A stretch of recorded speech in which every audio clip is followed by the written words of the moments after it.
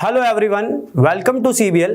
तो चलिए स्टार्ट करते हैं टाइम वेस्ट ना करते हुए। पहला चैप्टर एलसीएम-एचएफ। लोग इसको बहुत हल्का लेते हैं। आपको आज ही के सेशन में समझ आ जाएगा ये कितना डीप चैप्टर है और बेस बनाने के लिए ये कितना इंपॉर्टेंट है। मैं परसेंटेज से स्टार्ट क्यों नहीं कर रहा हूं, क्योंकि मुझे पता है कि एलसीएम-एचएफ का जो बेस है ना वो भी आपके लिए बहुत इंपॉर्टेंट है। तो स्टार्ट करते हैं एलसीएम-एचएफ से। बच्चों ये टाइप्स हैं। मेरा पढ़ाने का तरीका थोड़ा सा डिफरेंट रहेगा। हम टाइप वाइज पढ़ेंगे, राइट। हम रैंडम क्वेश्चंस नहीं करेंगे कि ये क्वेश्चन कर लिया वो क्वेश्चन कर लिया। हम टाइप वाइज पढ़ेंगे। जैसे आज फर्स्ट लेक्चर है तो आज पूरे लेक्चर में एलसीएम और एचसीएफ के बेसिक्स होंगे। बेसिक्स का मतलब ये नहीं है कि क्वेश्चन लो लेवल होंगे। बेसिक्स का मतलब ये है कि आज मैं जितने भी क्वेश्चंस करवाऊंगा वो आपको क्लियर करेंगे कि एलसीएम एचसीएफ का प्रैक्टिकल यूज क्या है, राइट, और ये होते क्या हैं। फिर हम कुछ टाइप्स वर्कआउट करेंगे सेशन नंबर 2 में। फिर सेशन नंबर 3 में हम डिफरेंट रिमाइंडर, सेम रिमाइंडर के क्वेश्चंस करेंगे, राइट, और साथ साथ डेली एक प्रीवियस ईयर पेपर का क्वेश्चन जरूर करेंगे, राइट। पीसीएस में ना एप्टीट्यूड बेस्ड क्वेश्चंस बहुत आते हैं रैंडम, और इस चैप्टर में भी आपको क्लियर होगा फर्स्ट सेशन में ही कि बहुत से क्वेश्चन एप्टीट्यूड बेस्ड भी होते हैं बेसिक्स के अलावा भी। तो चलिए स्टार्ट करते हैं एलसीएम एचसीएफ से। तो बच्चों सबसे पहले तो मैं इसका बेसिक समझाऊंगा कि ये है क्या, राइट। ये पूरे चैप्टर में हमें सिर्फ यही नहीं सीखना कि एलसीएम लेना कैसे, एचसीएफ लेना कैसे, इनका प्रैक्टिकल यूज भी सीखना है। तो एक एक चीज ध्यान से समझिएगा। सबसे पहले एलसीएम, अरे नाम में ही क्लियर है। लीस्ट मतलब सबसे छोटा, कॉमन मल्टीपल। लीस्ट का मतलब होता है सबसे पहला, सबसे छोटा। मल्टीपल का मतलब होता है टेबल का नंबर। कॉमन मतलब सभी के। किन सभी के? जिनका भी एलसीएम पूछा है। एलसीएम हमेशा एक से ज्यादा नंबर्स का पूछा होता है, तो ऐसा सबसे छोटा नंबर जो सभी के टेबल में आए। सबसे छोटा मतलब लीस्ट, टेबल में आए मतलब मल्टीपल, कॉमन मतलब सभी के, राइट। जैसे 3 और 4 का एलसीएम अगर 12 होता है, ठीक है। एलसीएम लेना मैं आज सिखाऊंगा, लेकिन पहले मैं एलसीएम का मतलब सिखा रहा हूं। 3 और 4 का एलसीएम अगर 12 होता है तो 12 ऐसा सबसे पहला यानी लीस्ट नंबर है जो 3 के टेबल में भी आता है, 4 के टेबल में भी आता है। टेबल में आता है मतलब मल्टीपल, दोनों के टेबल में मतलब कॉमन, राइट। 12 ऐसा पहला नंबर है जो दोनों के टेबल में आता है। अगर 3, 4, 5 का एलसीएम हम निकालें, एलसीएम निकालना आज मैं सिखाऊंगा आपको थोड़ी देर में, पर पहले मैं एलसीएम का मतलब समझा रहा हूं। अगर 3, 4, 5 का एलसीएम 60 होता है तो 60 ऐसा पहला नंबर है जो 3 के टेबल में भी आता है, 4 के टेबल में भी आता है, 5 के टेबल में भी आता है। टेबल में आता है मतलब मल्टीपल, तीनों के टेबल में आता है, दैट इज कॉमन। ऐसा पहला नंबर, राइट, ऐसा पहला नंबर जो सभी के टेबल में आए उसको हम बोलते हैं एलसीएम। अगर 15 और 25 का एलसीएम 75 होता है तो 75 ऐसा पहला नंबर है, लीस्ट, पहला मतलब लीस्ट, जो 15 के टेबल में भी मिलेगा, 25 के टेबल में मिलेगा, दोनों के टेबल में मिलेगा। तो सबसे पहले आपको यह क्लियर होना चाहिए कि एलसीएम का हिंदी ट्रांसलेशन क्या है। Least, common, multiple. लीस्ट मतलब सबसे छोटा, मल्टीपल मतलब टेबल का नंबर, राइट, कॉमन मतलब सभी के। किन सभी के? जिनका भी एलसीएम पूछा है, जिनका भी एलसीएम पूछा है। तो 60 ऐसा पहला नंबर था जो तीनों के टेबल में आएगा, that is least, common, multiple, right. लेना कैसे है थोड़ी देर में डिफाइन करेंगे, पहले हम एलसीएम का मतलब समझ लें। बच्चों ध्यान देना,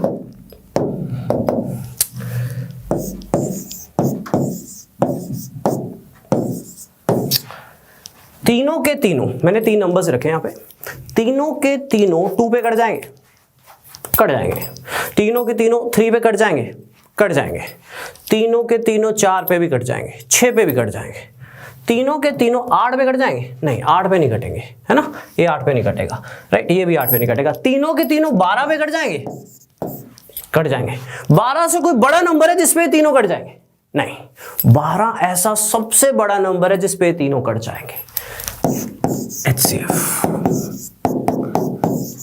हाईएस्ट कॉमन फैक्टर, नाम में क्लियर है, राइट। कभी भी हम काटते वाटते हैं, कभी भी बचपन में कैलकुलेशन की है, कभी भी क्वांट पढ़ा है, किसी भी चैप्टर में कैलकुलेशन की है, जब भी आपने काटा है किस पे काटते हो आप? कॉमन फैक्टर पे, है ना, कॉमन फैक्टर पे। तो तीनों के तीनों में कॉमन फैक्टर 2 भी है, तीनों 2 पे कट जाएंगे, 3 भी है, 6 भी है, लेकिन मुझे कॉमन फैक्टर नहीं चाहिए, मुझे हाईएस्ट कॉमन फैक्टर चाहिए। समझ रहे हो हिंदी ट्रांसलेशन, राइट? ऐसा सबसे बड़ा नंबर जो इसको भी काट दे, इसको भी काट दे, इसको भी काट दे, उसको हम बोलते हैं HCF, राइट? तो जैसे 20 और 8 है, दोनों के दोनों 2 पे कट जाएंगे, कट जाएंगे, दोनों के दोनों 4 पे कट जाएंगे, कट जाएंगे। 4 से कोई बड़ा नंबर है जिसपे दोनों कट जाएंगे? नहीं। तो ऐसा सबसे बड़ा नंबर, ऐसा सबसे बड़ा नंबर जो इसको भी काट दे, इसको भी काट दे, राइट? चीजें हमेशा कटती किस पे हैं? कॉमन फैक्टर पे। लेकिन हमसे कॉमन फैक्टर नहीं पूछा, हमसे हाईएस्ट कॉमन फैक्टर पूछा है। तो ऐसा सबसे बड़ा नंबर, राइट, ऐसा सबसे बड़ा नंबर जो सभी को काट दे, दैट इज HCF। बच्चों, लोग ना LCM HCF को कंपेयर करते हैं, दोनों बिल्कुल डिफरेंट चीजें हैं। मैं आपको एक बार दोबारा बता देता हूं, अगर LCM 3, 4, 5 का 60 है तो LCM is a multiple, LCM is the smallest number जो इसके टेबल में भी आए, इसके टेबल में भी आए, इसके टेबल में भी आए। टेबल में आए मतलब मल्टीपल, तीनों के टेबल में आए मतलब कॉमन मल्टीपल, लीस्ट मतलब सबसे पहला। ये LCM होता है जो इन सभी के टेबल में आए। HCF होता है कॉमन फैक्टर। HCF को कभी भी सुनो ना, HCF को HCF मत बोलो, उसकी जो ट्रांसलेशन है वो बोलो। HCF का मतलब होता है कॉमन फैक्टर। कॉमन फैक्टर वो होते हैं जो इनमें होते हैं, राइट? कॉमन फैक्टर वो नहीं होते जो इनके टेबल के नंबर होते हैं, कॉमन फैक्टर वो होते हैं जो इनमें होते हैं। लेकिन मुझसे कॉमन फैक्टर नहीं पूछा, मुझसे सबसे बड़ा कॉमन फैक्टर पूछा है। तो जब भी HCF लेना हो, HCF निकालने के कई मेथड्स हैं, अभी सिखाने हैं, पर HCF का मतलब क्या समझाया? कॉमन फैक्टर सबसे बड़ा, तो बड़े से बड़े जिस नंबर पे कटेगा, बड़े से बड़े जिस नंबर पे कटेगा वो उनका क्या होगा? HCF होगा। तो चैप्टर स्टार्ट करने से पहले LCM और HCF का हिंदी ट्रांसलेशन जरूर रखना। इसको सिर्फ LCM मत बोलना, आपको क्लियर भी होना चाहिए इसका मतलब क्या है। LCM लिया जाता है एक से ज्यादा नंबर्स का सबसे पहला, लीस्ट। मल्टीपल मतलब टेबल का नंबर, कॉमन मतलब सभी के। HCF का मतलब होता है कॉमन फैक्टर, राइट? लेकिन सबसे बड़ा। तो बड़े से फैक्टर क्या होते हैं? जो इनके अंदर होते हैं, इनके टेबल का नंबर नहीं होगा, फैक्टर वो होता है जो इनके अंदर होता है। ऐसा बड़े से बड़ा फैक्टर जो सभी को काट दे, दैट इज 12। तो वो हो जाएगा आपका HCF। ये था LCM और HCF का डेफिनेशन। अब एक मेरा आज छोटा सा पॉइंट है जिसके बेस पे आज की क्लास में ना क्वेश्चंस मिलने वाले हैं आपको लास्ट में जाके। सुनना ध्यान से। मैंने कई बच्चों को देखा है कि वो ये सोचते हैं कि लिस्ट लिखा हो तो LCM ले लो, मिनिमम लिखा हो तो LCM ले लो, हाईएस्ट लिखा हो ना क्वेश्चन में HCF ले लो, क्योंकि पेपर में तो कोई बताएगा नहीं ना कि LCM लेना है कि HCF लेना है। ये बिल्कुल गलत सोच है। मेरे पास ना आज ऐसे क्वेश्चंस भी हैं आज के सेशन में ही जहां मैं लीस्ट वर्ड लिखूंगा, लेकिन हम क्वेश्चन में HCF ले रहे होंगे, और मैं हाईएस्ट वर्ड लिखूंगा लेकिन हम LCM ले रहे होंगे। ऐसे भी क्वेश्चंस हैं, लेकिन जब हम उनको समझेंगे तो हमें समझ आएगा कि ये क्यों किया। तो क्रैमिंग नहीं करनी है। मैं आपको एक छोटी सी चीज समझाना चाहूंगा LCM HCF का चैप्टर स्टार्ट करने से पहले, मतलब इसके क्वेश्चन स्टार्ट करने से पहले एक छोटा सा पॉइंट समझाना चाहूंगा कि LCM लेना कब है, HCF लेना कब है। सुनना ध्यान से बच्चों। 3, 4, 5 का LCM होता है 60, राइट? इस पे भी बाद में आते हैं, सुनो ध्यान से। सबसे पहले तो आपको नॉलेज होनी चाहिए, छोटी छोटी चीजें पर बताना जरूरी समझूंगा। मान लो मैंने 48 को 6 के टेबल पे डिवाइड करवाया, तो सबसे पहली चीज आपको ये क्लियर होनी चाहिए, ये जो 48 है इस पोजीशन को क्या बोलते हैं? यहाँ पे डिवाइड कौन हुआ? यहाँ पे डिवाइड हुआ 48, इसको बोलते हैं डिविडेंड, इसको बोलते हैं डिविडेंड। डिविडेंड की डेफिनेशन क्या है? जो डिवाइड होगा, जो डिवाइड होगा। डिवाइड किया किसने? 6 ने। इसको बोलते हैं डिवाइजर। डिवाइजर की डेफिनेशन होती है जो डिवाइड करेगा, डिविडेंड की डेफिनेशन होती है जो डिवाइड होगा, डिवाइजर की डेफिनेशन होती है जो डिवाइड करेगा।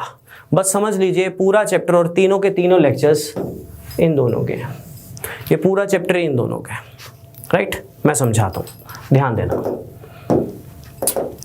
अगर 3, 4 और 5 का LCM 60 होता है, LCM लेना भी सिखाना है, राइट। HCF लेना भी अभी सिखाना है, HCF लेने के कई मेथड्स हैं, राइट, वो भी सिखाने हैं, बट पहले मैं आपको मीनिंग समझाना वाला हूँ कि ये चीज़ें हैं क्या बेसिकली। अगर 3, 4, 5 का LCM 60 है तो उसका मतलब क्या समझा हमने, हमें अभी समझाया आपको, ऐसा सबसे पहला नंबर जो इन सभी के टेबल में आए, अगर इन सभी के टेबल में आएगा तो इन सभी से डिवाइड भी हो जाएगा। अगर इन सभी ये नंबर इन सभी के टेबल में आएगा तो सभी से डिवाइड भी होगा, है ना। मतलब सारे केसेस में रिमाइंडर 0 आएगा, प्रॉपरली डिवाइड होगा, बिल्कुल प्रॉपरली कटेगा, पूरा पूरा कटेगा, रिमाइंडर 0 आएगा। अगर 15 और 25 का LCM 75 होता है तो 75 ऐसा पहला नंबर है जो 15 के टेबल में भी आएगा, 25 के टेबल में भी आएगा, ऐसा पहला नंबर जो इन दोनों के टेबल में आएगा। अगर 75 दोनों के टेबल में आएगा तो दोनों से डिवाइड भी होगा, मतलब रिमाइंडर क्या आएगा 0। तो यहां से हम क्या सीख रहे हैं, यहां से हम ये सीख रहे हैं कि जो LCM है वो कौन सी पोजीशन ले रहा है, वो कौन सी पोजीशन ले रहा है, डिविडेंड वाली। LCM हमेशा कौन सी पोजीशन रखेगा, डिविडेंड वाली। क्यों? क्योंकि LCM का मतलब होता है ऐसा पहला नंबर जो इन सभी के टेबल में आएगा। अगर टेबल में आएगा तो इन सभी से डिवाइड होगा, राइट। अगर कोई नंबर किसी के टेबल में आता है तो उनसे डिवाइड भी होगा, राइट। तो LCM हमेशा डिविडेंड वाली पोजीशन लेता है। LCM कौन सी पोजीशन लेता है, हमेशा डिविडेंड वाली। तो आपने स्टेटमेंट में जो पहचान करनी है कि आपको क्वेश्चन में कब LCM लेना है, जहां पे भी ये वर्डिंग लिखी होगी, the number which is divisible by, इसका मतलब होता है ऐसा नंबर बताइए जो डिवाइड होगा, तब आपको क्वेश्चन में क्या लेना होगा, LCM लेना होगा। तब आपने क्वेश्चन में क्या लेना होगा, LCM लेना होगा। अगर स्टेटमेंट में बोले the number which is divisible by 3, 4 and 5, divisible by मतलब जो डिवाइड होगा, तब आपको क्वेश्चन में क्या लेना होगा, LCM लेना होगा। इसी तरह से मैं अभी दोबारा एक्सप्लेन करूंगा, चिंता मत करना, सिर्फ सुनते जाइए, छोटी छोटी चीजें। मुझे बोला इनका HCF निकालो, ठीक है। अभी तक 10 मिनट में मैंने HCF का मतलब ही समझाया आपको, हाईएस्ट कॉमन फैक्टर, राइट।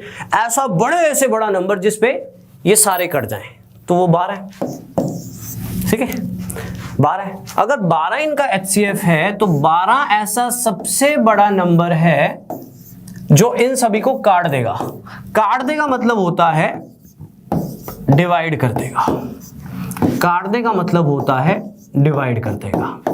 तो बेसिकली जो HCF होता है वो कौन सी पोजीशन लेता है, HCF हमेशा पोजीशन लेता है, HCF ऐसा बड़े से बड़ा नंबर होता है जो उनको काट देगा होता है मतलब डिवाइड कर देगा। HCF हमेशा पोजीशन लेता है डिविडेंड वाली, सॉरी, HCF हमेशा पोजीशन लेता है डिवाइजर वाली, जो डिवाइड करेगा, राइट, जो डिवाइड करेगा। तो स्टेटमेंट में कभी भी ये लिखा हो, द नंबर विच डिवाइड्स मतलब जो डिवाइड करेगा, तब आपको क्वेश्चन में क्या लेना होगा, HCF लेना होगा। ये भी एक पहचान होगी, बाकी मैं क्वेश्चंस के थ्रू आपको अच्छे से एक्सप्लेन कर दूंगा। तो चैप्टर स्टार्ट करने से पहले कुछ चीजें क्लियर होनी चाहिए। सबसे पहले तो LCM होता क्या है। LCM ऐसा सबसे पहला नंबर होता है जो सभी के टेबल में आए, लीस्ट मतलब सबसे छोटा, टेबल में आए मतलब मल्टीपल, कॉमन मतलब सभी के।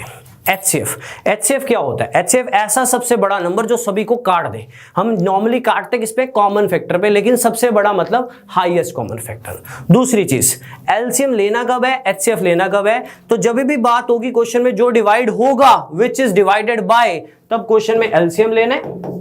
कभी भी क्वेश्चन में बात होगी जो डिवाइड करेगा, तब आपको क्वेश्चन में HCF लेना है। जब भी स्टेटमेंट में लिखा होगा विच डिवाइड्स का ट्रांसलेशन होता है जो डिवाइड करेगा, तब HCF लेना है। जो डिवाइड होगा तो वो एलसीएम लेना है, राइट। वैसे आप एक नॉलेज के लिए हमेशा ध्यान में रख सकते हो, एलसीएम हमेशा डिविडेंड वाली पोजीशन लेता है और एचसीएफ हमेशा डिवाइजर वाली पोजीशन लेता है। तो चैप्टर के क्वेश्चन स्टार्ट करने से पहले आपको बेसिक नॉलेज जरूर होनी चाहिए थी, जो मैंने आपको बताई अभी। एलसीएम होता क्या है, एचसीएफ होता क्या है। एलसीएम ऐसा सबसे छोटा नंबर जो सभी के टेबल में आए, एचसीएफ ऐसा सबसे बड़ा नंबर जो सभी को काट दे, राइट। जब भी क्वेश्चन में बात होगी जो डिवाइड होगा, मतलब बात हो रही है एलसीएम की। जब भी क्वेश्चन में बात होगी जो डिवाइड करेगा, तो मतलब बात हो रही है एचसीएफ की। नॉलेज के लिए याद भी रख सकते हो, एलसीएम हमेशा डिविडेंड वाली पोजीशन लेता है। डिविडेंड क्या होता है, जो डिवाइड होगा।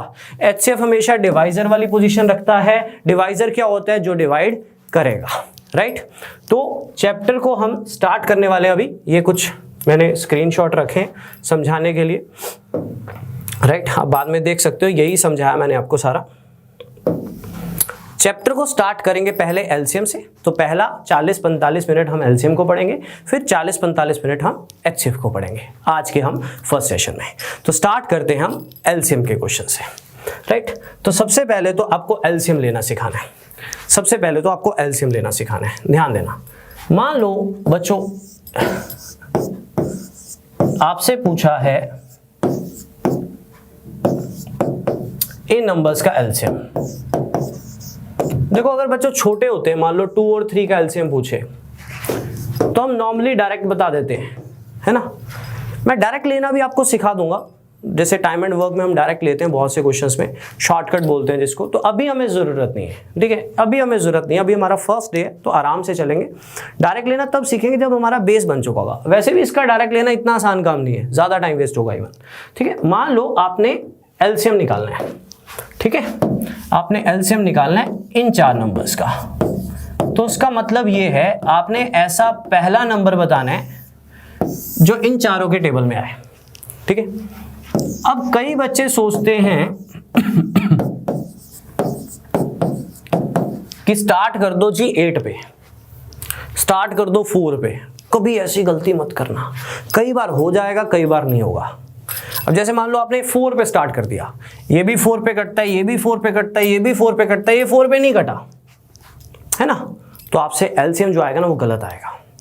मान लो आपने 4 से स्टार्ट किया और ये चारों 4 पे कट गए, तो एलसीएम सही आ जाएगा। बट एक प्रॉपर प्लानिंग जो आपकी थी छोटी क्लासेस की ना, एलसीएम आपको जब सिखाया गया था, ठीक है, जब आपके बेसिक्स की प्लानिंग की गई थी स्कूल्स में, वो बिल्कुल बेसिक मेथड से करवाया गया था और वो 100% परफेक्ट है। हम ज़्यादा पंगे नहीं लेंगे, राइट, हम बिल्कुल बेसिक ही यूज़ करेंगे, राइट। तो सबसे छोटा फैक्टर होता है 2, तो 2 पे शुरू करिए। 12, 16, 18, 27। अभी भी 2 वाले काफ़ी हैं, तो 2 पे ही रहिए। मुझे पता है काफ़ी बच्चों को आता होगा, पर मे भी क्या पता कुछ ऐसे बच्चे जिनको ना आता हो, तो एक बार बता रहा हूँ। ट्रस्ट मी, आज ही की क्लास में आपको डिफरेंट लेवल मिल जाएगा जो आपने सोचा भी नहीं होगा कि इस चैप्टर में हो सकता है, राइट। और मैं उससे प्रीवियस ईयर क्वेश्चंस भी लिंक करने वाला हूँ, ध्यान देना। अभी भी 2 वाले हैं, तो फिर 2 पे, है ना। अब 2 वाला एक ही है, अगर एक ही बचे तो छोड़ सकते हो, पेंडिंग रख सकते हो। नेक्स्ट 3,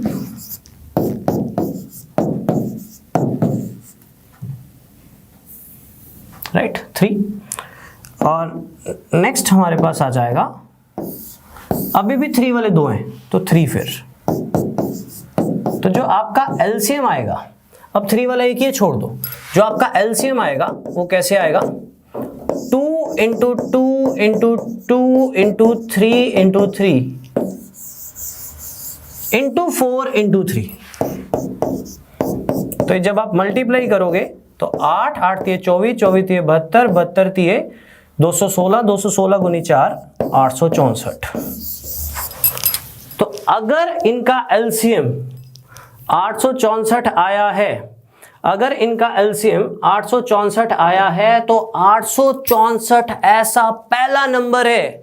864 एलसीएम, एलसीएम मतलब लीस्ट, ऐसा पहला नंबर है जो इसके टेबल में भी आएगा, इसके टेबल में भी आएगा, इसके टेबल में भी आएगा, इसके टेबल में भी आएगा, चारों के टेबल में आएगा।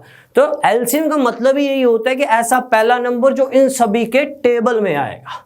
तो ये आपका था एलसीएम लेना, जो मैंने आपको सिखाया, राइट। तो अगर कभी कुछ अलग नंबर्स आ जाते, राइट। कुछ अलग नंबर्स आ जाते हैं लाइक 15, 27, 16, 36 है ना। 36 की जगह मान लो हम कर लेते हैं 33। अब आपको पता है जी 2 वाला तो एक ही है, 2 वाला एक है तो उसको पेंडिंग रख लो। 3 वाले हैं राइट, 2 वाले अगर 2 होते तो 2 पे काटते, 3 वाले हैं तो 3 से शुरू कर लो, इस तरह से कर लेना, ठीक है। अब 3 वाला कोई भी नहीं है, अब 3 वाला कोई भी नहीं है तो किसी को भी ले लो, कोई फर्क नहीं पड़ेगा, चाहे आप 2 पे काट लो चाहे। तो एलसीएम जो होगा वो this into this into this into this होगा, काफी बड़ा हो जाएगा। मैंने एक रैंडम आपको थॉट दी थी कि यार अकेला 2 वाला हो ना तो उसको पेंडिंग रख लेना, अगर 2 वाले 2 होते तो 2 से स्टार्ट करना है राइट, और 3 वाले ज्यादा थे तो 3 से स्टार्ट कर लो आप राइट। तो चलिए आज स्टार्ट करते हैं क्वेश्चंस को। पहला क्वेश्चन, सिर्फ क्वेश्चंस ही नहीं करने हैं, क्वेश्चन की ट्रांसलेशन लेनी है, क्वेश्चन को अंडरस्टैंड करना है ताकि हम कल को थोड़े अच्छे लेवल में भी जा पाएं और उसको भी वर्क कर पाएं। The smallest number which is exactly divisible by 24, 32, 36 and 54। इस क्वेश्चन का ट्रांसलेशन क्या है? देखो पेपर में अभी तो देखो मैं पढ़ा रहा हूं तो पहले मैं एलसीएम के क्वेश्चन कराऊंगा, फिर मैं एचसीएफ के क्वेश्चन कराऊंगा, आपको क्लियर होगा। पेपर में क्लियर नहीं होता यार एलसीएम लेना कब, एचसीएफ लेना कब, है ना, तो वो हम क्लियर करेंगे। द स्मॉलेस्ट नंबर, ऐसा सबसे छोटा नंबर जो इन चारों के चारों से एग्जैक्टली डिविजिबल हो, मतलब इन चारों के चारों से डिवाइड होगा। तो मैंने आपको समझाया था जब भी क्वेश्चन में बात होगी जो डिवाइड होगा तब आपको क्वेश्चन में क्या लेना है, एलसीएम राइट।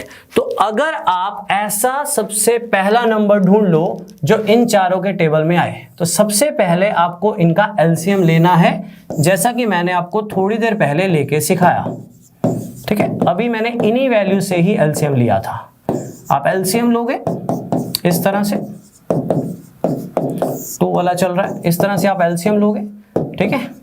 फिर 3 पे काटोगे राइट, फिर 2 पे काटोगे, देन आगे 3 पे काटोगे एंड सो ऑन राइट। इस तरह से आप एलसीएम लोगे तो आपके पास एलसीएम आएगा 864। तो बच्चों 864 ऐसा पहला नंबर है जो इन चारों के टेबल में आता है। उसने कहा ऐसा सबसे पहला नंबर ही बताओ जो इन चारों से डिवाइड होगा। तो अगर 864 चारों के टेबल में आता है और सबसे पहला नंबर भी है तो चारों से डिवाइड भी होगा।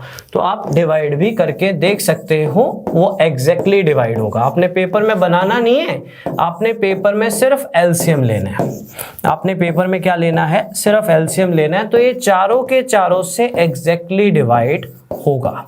तो पहला क्वेश्चन ये था ऐसा सबसे पहला नंबर बताइए जिसको इन चारों के चारों से डिवाइड करूं तो चारों के टेबल में रिमाइंडर 0 आए या डिवाइड हो पूरा डिवाइड हो। तो वो तभी होगा जब इन चारों के टेबल का नंबर होगा। अब इन चारों के टेबल का सबसे पहला नंबर कौन सा होगा, जब हम क्या लेंगे, एलसीएम लेंगे। तो जब भी ये वर्डिंग लिखी होगी जो डिवाइड होगा, ये 100% पहचान होती है कि आपको क्वेश्चन में क्या लेना है, एलसीएम लेना है। तो 864 ऐसा पहला नंबर है जो चारों के टेबल में आता है। अगर चारों के टेबल में आता है, चारों के टेबल में क्यों आता है, क्योंकि वो इनका क्या है, एलसीएम है, तो चारों से डिवाइड भी होगा। तो आपका आंसर कितना होगा, 864 राइट। क्लासेस के जब आपकी क्लास चल रही होगी तो चैट सेशंस में मैं देखूंगा कौन से बच्चे कितना स्कोर कर रहे हैं। तो इसी क्वेश्चन को मैं कैसे घुमा सकता हूं, सेम क्वेश्चन को आपके पास क्वेश्चन को देखो, इनका एलसीएम कितना आएगा, 864 है ना। ये तो आपने क्लियर है, पेपर में तो आप निकाल ही लोगे, है ना। तो इसी क्वेश्चन को थोड़ा सा घुमा दिया, हल्का सा चेंज कर सकते हैं। आंसर क्या होगा जल्दी से बताइए, ऑप्शंस है, जल्दी। एलसीएम 864 है। क्वेश्चन को खुद पढ़िए, सोचिए, लगाइए दिमाग।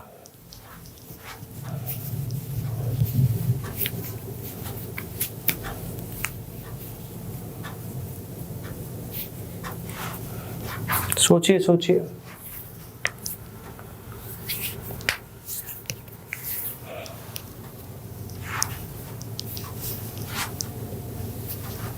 तो स्मॉलेस्ट नंबर, कई बच्चे ना ये भी टिक कर रहे होंगे, पक्का देखेंगे बाद में, ठीक है। क्वेश्चन को पढ़िए, क्वेश्चन को हिंदी में ट्रांसलेट करिए। क्वेश्चन बहुत इजी है, ठीक है, पंजाबी भी कर सकते हैं, ठीक है, कोई ऐसा नहीं है। हाँ, मेरे को थोड़ा सा क्वांट को पढ़ाने के लिए थोड़ा हिंदी बोलना पड़ता है, कई टर्म्स ही ऐसी होती हैं, अदरवाइज पंजाबी भी सोच सकते हैं, ट्रांसलेट कर सकते हैं, ठीक है। The smallest number which when increase by 3, ठीक है, विच when increase by 3, the smallest number which when increase by 3 is divisible by 24, 32, 36 and 54. The smallest number which when increased by 3 is divisible by 24, 32, 36 and 54. इसका Hindi translation ये है, ऐसा सबसे छोटा number बताइए जिसको अगर मैं 3 बढ़ा दूं तो वो नंबर मिल जाए जो इन चारों के चारों से डिविजिबल होगा। अब मुझे पता है इन चारों के चारों से जो नंबर डिविजिबल होगा वो इनका एलसीएम होगा,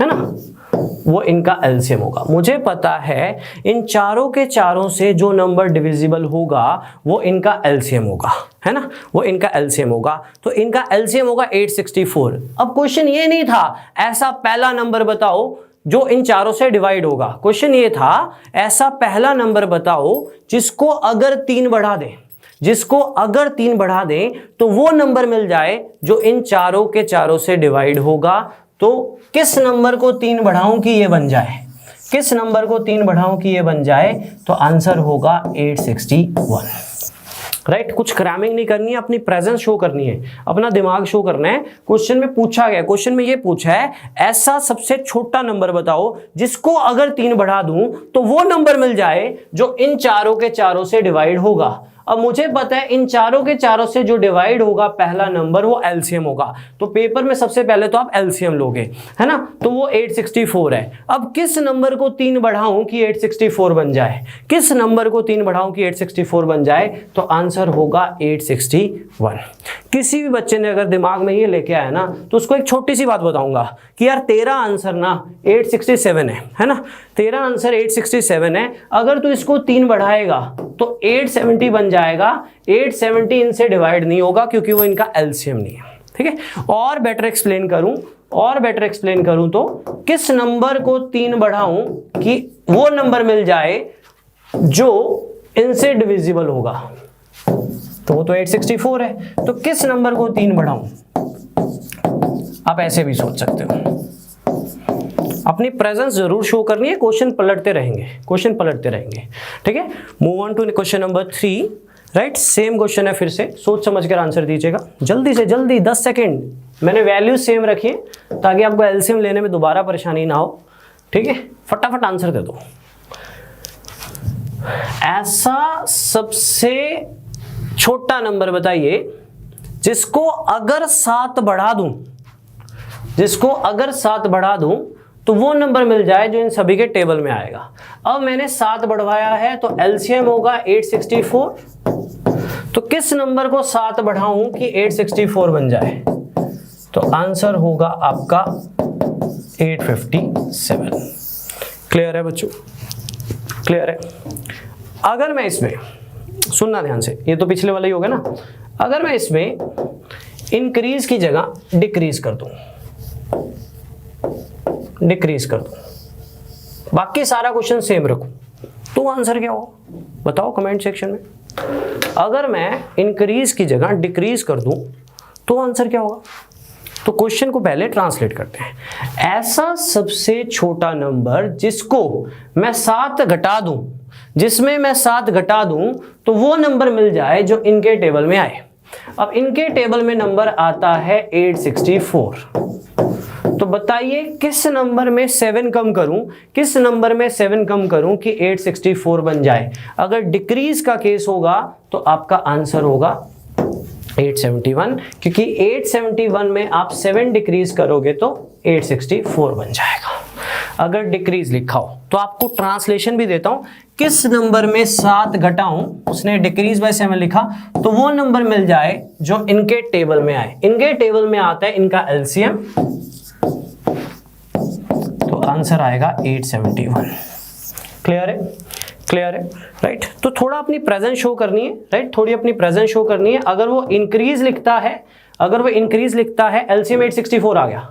अगर वो कहता है किस नंबर को 7 बढ़ाऊं कि वो नंबर मिल जाए जो इनके टेबल में है, तो डेफिनेटली 857 को तो 7 बढ़ाएगा ना, तभी 864 बढ़ेगा। अगर वो डिक्रीज कहता है तो डेफिनेटली 871 को 7 घटाएगा, राइट। ये आपने खुद सोचना होता है, ठीक है। करना तो क्या था, एलसीएम ही लेना था, लेकिन थोड़ा सा चेंज था वर्डिंग में, राइट। तो ये था पहला केस जब हमने एलसीएम लिया। Move on to next question, but before that एक छोटी सी चीज डिस्कस करना चाहूंगा, आपको मे भी पता भी हो बट फिर भी सुनना ध्यान से। मान लीजिए 42 को 6 से डिवाइड करवाया, रिमाइंडर क्या आएगा, 0, है ना। अगर यहां पे 42 की जगह 43 होता तो रिमाइंडर क्या आता, 1 आता। रिमाइंडर कब आता है, क्योंकि अब क्वेश्चन भी रिमाइंडर वाला आने वाला है ना। रिमाइंडर कब आता है, रिमाइंडर तब आता है जब डिविडेंड डिवाइजर के टेबल का नंबर नहीं होता। रिमाइंडर कितना आता है, जब डिविडेंड डिवाइजर के टेबल के नंबर से कुछ बड़ा होता है। अगर 1 बड़ा है तो रिमाइंडर 1 आएगा। अब 42 6 के टेबल में आता है, तो अगर 2 बड़ा है तो रिमाइंडर 2 आएगा। रिमाइंडर तब आता है जब डिविडेंड डिवाइजर से कुछ बड़ा होता है। रिमाइंडर 1 है तो 1 बड़ा है, रिमाइंडर 2 है तो 2 बड़ा है, रिमाइंडर 3 है तो 3 बड़ा है। तो क्वेश्चन कुछ इस तरह से है। अब जैसे ये रिमाइंडर का क्वेश्चन है बच्चों, रिमाइंडर की जो टाइप है ना, इसमें कई क्वेश्चंस हैं, बहुत कैटेगरीज हैं। वो है लेक्चर नंबर 3, वो है लेक्चर नंबर 3, लेकिन अभी हम हैं लेक्चर नंबर 1 पे। तो थोड़ा सा बेस बनाने के लिए मैंने रखा है, बाकी इसकी डिटेल लेक्चर नंबर 3 में मिलेगी आपको, लेकिन हमने जो पढ़ा है उसी को लिंक करेगा। सुनिए ध्यान से। द लीस्ट नंबर, लीस्ट मतलब सबसे छोटा, विच when divided bye, divided by मतलब जो डिवाइड होगा, 8 9 12 15 8 9 12 and 15 leaves remainder 3 in each case. इसको ना देखो मेथड्स हमें आते हैं, इसको थोड़ा सोचना भी है, ठीक है। जिन बच्चों को चैप्टर समझ नहीं आते ना, थोड़ा हिंदी में सोचा करो, ठीक है। सुनना ध्यान से। ऐसा सबसे छोटा नंबर बताओ जिनको इन सभी से डिवाइड करूं तो सभी के सभी केस में रिमाइंडर 3 आए, सभी के सभी केस में रिमाइंडर 3 आए, राइट। और वो भी सबसे छोटा। तो पहले ऐसा सबसे छोटा नंबर ढूंढो जो इन सभी के टेबल में आए। पहले ऐसा सबसे छोटा नंबर ढूंढो जो इन सभी के टेबल में आए। सबसे छोटा मतलब लीस्ट, टेबल में आए मतलब मल्टीपल, सभी के मतलब कॉमन, ठीक है। तो सबसे पहले आप इनका एलसीएम लोगे, क्योंकि उसने बोला डिवाइडेड बाय, जो डिवाइड होगा। जब आप इनका एलसीएम लोगे तो एलसीएम लेना आपको मैंने सिखाया, एक बार और सीख लीजिए। सबसे पहले 2 पे आराम से चलिए, कोई जल्दी नहीं है, फिर 2 पे, अब चलिए आप 3 पे, 2 वाला एक ही था, अब छोड़ दीजिए, 5 वाला एक ही है। 2 दूनी 4 थी 12, 12 2 24, 24 थी 72, 72 5 360, है ना। तो एलसीएम आया 360। तो अगर एलसीएम 360 आया, अगर इन चारों का एलसीएम 360 आया, तो 360 समझाने के लिए बना रहा हूं, पेपर में बनाना नहीं है। 360 ऐसा पहला नंबर है, 360 ऐसा पहला नंबर है जो 8 के टेबल में भी आएगा, 12 के टेबल में भी आएगा, 9 के टेबल में भी आएगा और 15 के टेबल में भी आएगा। मतलब सारे के सारे केसेस में रिमाइंडर क्या आएगा, 0 आएगा। सारे के सारे केसेस में रिमाइंडर क्या आएगा, 0 आएगा, राइट। सारे के सारे केसेस में क्या आएगा, रिमाइंडर 0 आएगा, राइट। तो 360 ऐसा पहला नंबर है जो चारों के टेबल में आएगा। अगर चारों के टेबल में आएगा तो चारों के चारों केस में रिमाइंडर 0 आएगा। लेकिन उसने कहा ऐसा सबसे छोटा नंबर बताइए जिसको चारों के चारों से डिवाइड करूं तो चारों के चारों केस में रिमाइंडर क्या आए, चारों के चारों केस में रिमाइंडर 3 आए। अब रिमाइंडर 3 चाहिए तो नंबर क्या होना चाहिए, मैंने आपको अभी सिखाया, रिमाइंडर तभी आता है जब नंबर थोड़ा बड़ा होता है, तब नंबर क्या होना चाहिए, 363। तो कभी भी रिमाइंडर वाला केस आए एलसीएम में, तो एलसीएम लेके 3 बढ़ा दो, क्योंकि रिमाइंडर तभी आता है जब थोड़ा बड़ा होता है। अब क्वेश्चन ये था, ऐसा पहला नंबर बताओ जिनको चारों के चारों से डिवाइड करो तो रिमाइंडर 3 आए, चारों के चारों केस में। तो पहले ऐसा नंबर ढूंढो ना जो चारों के चारों के टेबल में आता है। वो कैसे ढूंढोगे आप? एलसीएम लेके। तो 360 ऐसा पहला नंबर है जो चारों के टेबल में आता है, तो रिमाइंडर 1 बोलता तो 361 होता, रिमाइंडर 0 बोलता तो 360 ही होता, रिमाइंडर 2 बोलता तो 362 होता, रिमाइंडर 3 बोला है तो 363 होगा। लेकिन इस टाइप को हम डिटेल में स्टडी करेंगे आगे जाके। तो ये था थोड़ा सा एलसीएम का नॉलेज, जिसमें मैं चाहता था कि मैं आपको थोड़ा सा एलसीएम लेना भी सिखा दूं। लेकिन अब हम थोड़े से प्रैक्टिकल और एप्टीट्यूड क्वेश्चंस करेंगे एलसीएम के, फिर हम एचसीएफ पे भी आएंगे। बच्चों एक छोटी सी आपसे एज अ टीचर जो आपसे चाहिए, देखो बैच तो है बिल्कुल फ्री ऑफ कॉस्ट, राइट, आपको अच्छे से पढ़ाएंगे, ऐसा नहीं है कि कोई भी कमी मिलने वाली है। आपको कोई लगे तो आप बोल भी सकते हो, ठीक है, आप कमेंट सेक्शन में बता सकते हो कि आपकी ये रिक्वायरमेंट है। अब पीडीएफ्स, राइट, कंपाइल नोट्स, एक एक चीज आप तक पहुंचेगी। अब पॉइंट ये है जो मुझे आपसे चाहिए, एक कमिटमेंट, राइट। मैं पिछले 9 साल से क्वांट बढ़ा रहा हूं। सबसे बड़ी जो पॉइंट है ना बच्चों में जो नहीं है, 2 दिन आते हैं 4 दिन छोड़ जाते हैं, 6 दिन आते हैं 8 दिन छोड़ जाते हैं। वो बच्चे मुझे 4 महीने बाद भी बोल देना मुझे मैथ्स नहीं आता, तो मुझे पता होता है यार तुझे मैथ्स नहीं आएगा। लेकिन अगर आप रेगुलर रहोगे ना, डे बाय डे, तो जो चीजें एक्सेप्ट धीरे धीरे नहीं हो रही ना, वो भी होने लग जाती है। टाइम एंड डिस्टेंस में मेहनत कर लो ना, टाइम एंड वर्क का कोई रिश्ता नहीं है उससे, पर टाइम एंड वर्क समझ आने लग जाता है, राइट। ये सब आपका बेस है, राइट। बेसिकली हमें आपको धीरे धीरे डेवलप करना है, राइट। हमें आपको इस काबिल बनाना है कि पेपर में जाके आप स्कोर करो। वो तभी हो पाएगा जब आप 2 कमिटमेंट करोगे। देखो 2 चीजें, या तो आपको क्वांट आता है तो चाहे सुन के छोड़ दो, चाहे ना भी सुनो, सेपरेट है। दूसरा वो बच्चा जिसका क्वांट एवरेज है या बिलो एवरेज है, कि यार सर ये क्वेश्चन तो हो जाते हैं क्योंकि आप करवाते हो, नए क्वेश्चन नहीं होते। नया क्वेश्चन होना एक मैजिक ही होता है ना, बेसिकली, राइट। वो एकदम से तो होगा नहीं, हमें मेहनत करनी पड़ेगी, हमें डीप स्टडी करनी पड़ेगी। डीप स्टडी बहुत जरूरी है। हमें रिवीजन करनी पड़ेगी, रिवीजन से कंसेप्ट्स और क्लियर होते हैं, राइट। तो बेसिकली आपसे मैं जो चाहता हूं, राइट, आप मेरे पे छोड़ देना बाकी सब चीजें। एक तो रोज की रोज क्लास अटेंड करो टाइम पे। उसके बाद क्विज जो है हमारा, जो बेसिकली एक पीडीएफ होगी, ऐप पे जाके आपको मिलेगी, जो बेसिकली एक पीडीएफ होगी इन्हीं क्वेश्चंस की विद चेंज्ड वैल्यूज। कुछ ना कुछ चेंज होगा हर क्वेश्चन में, आपको उसको अटेम्प्ट करना है अपने हाथ से।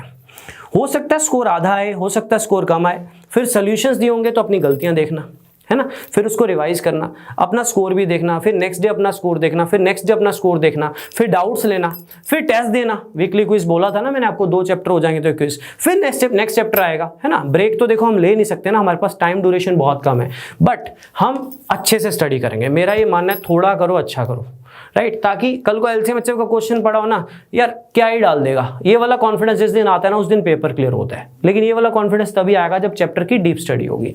नोट्स प्रॉपर बनाए हुए हैं, वेल प्लान नोट्स हैं। उसके बाद किसी भी बुक पे अगर डाउट हो ना, किसी भी बुक में एंट्री मार के देख लेना।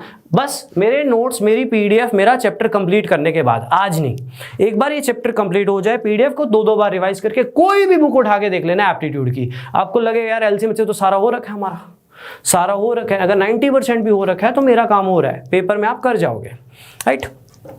अब हम उन क्वेश्चंस पे आएंगे जो थोड़ा सा समझाएंगे हमें प्रैक्टिकल यूज, ठीक है, थोड़ा दिमाग से सोचना होता है ना जहां पे पेपर में। चलो अब थोड़े से क्वेश्चंस हैं, सुनना ध्यान से। अब पेपर में ऐसे कुछ वर्डिंग्स लिखी आ जाती हैं एप्टीट्यूड की, कुछ भी ऐसे समथिंग ना, हमें क्या पता लगेगा कि कब एलसीएम लेना है कब एचसीएफ लेना है, वो सिखाऊंगा आज के सेशन में। तो अभी मैं बात कर रहा हूं वैसे एलसीएम की, बट स्टिल समझाऊंगा भी। What is the smallest possible length that can B exactly measured by the scales of length 3 centimetre, 5 centimetre, 10 centimetre, है ना। इसकी ट्रांसलेशन क्या है?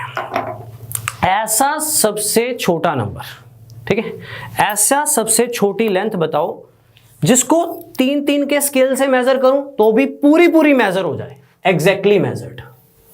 जिसको 5-5 स्केल से भी मेजर करूं तो पूरी मेजर हो जाए, 10-10 से भी मेजर करूं तो पूरी मेजर हो जाए।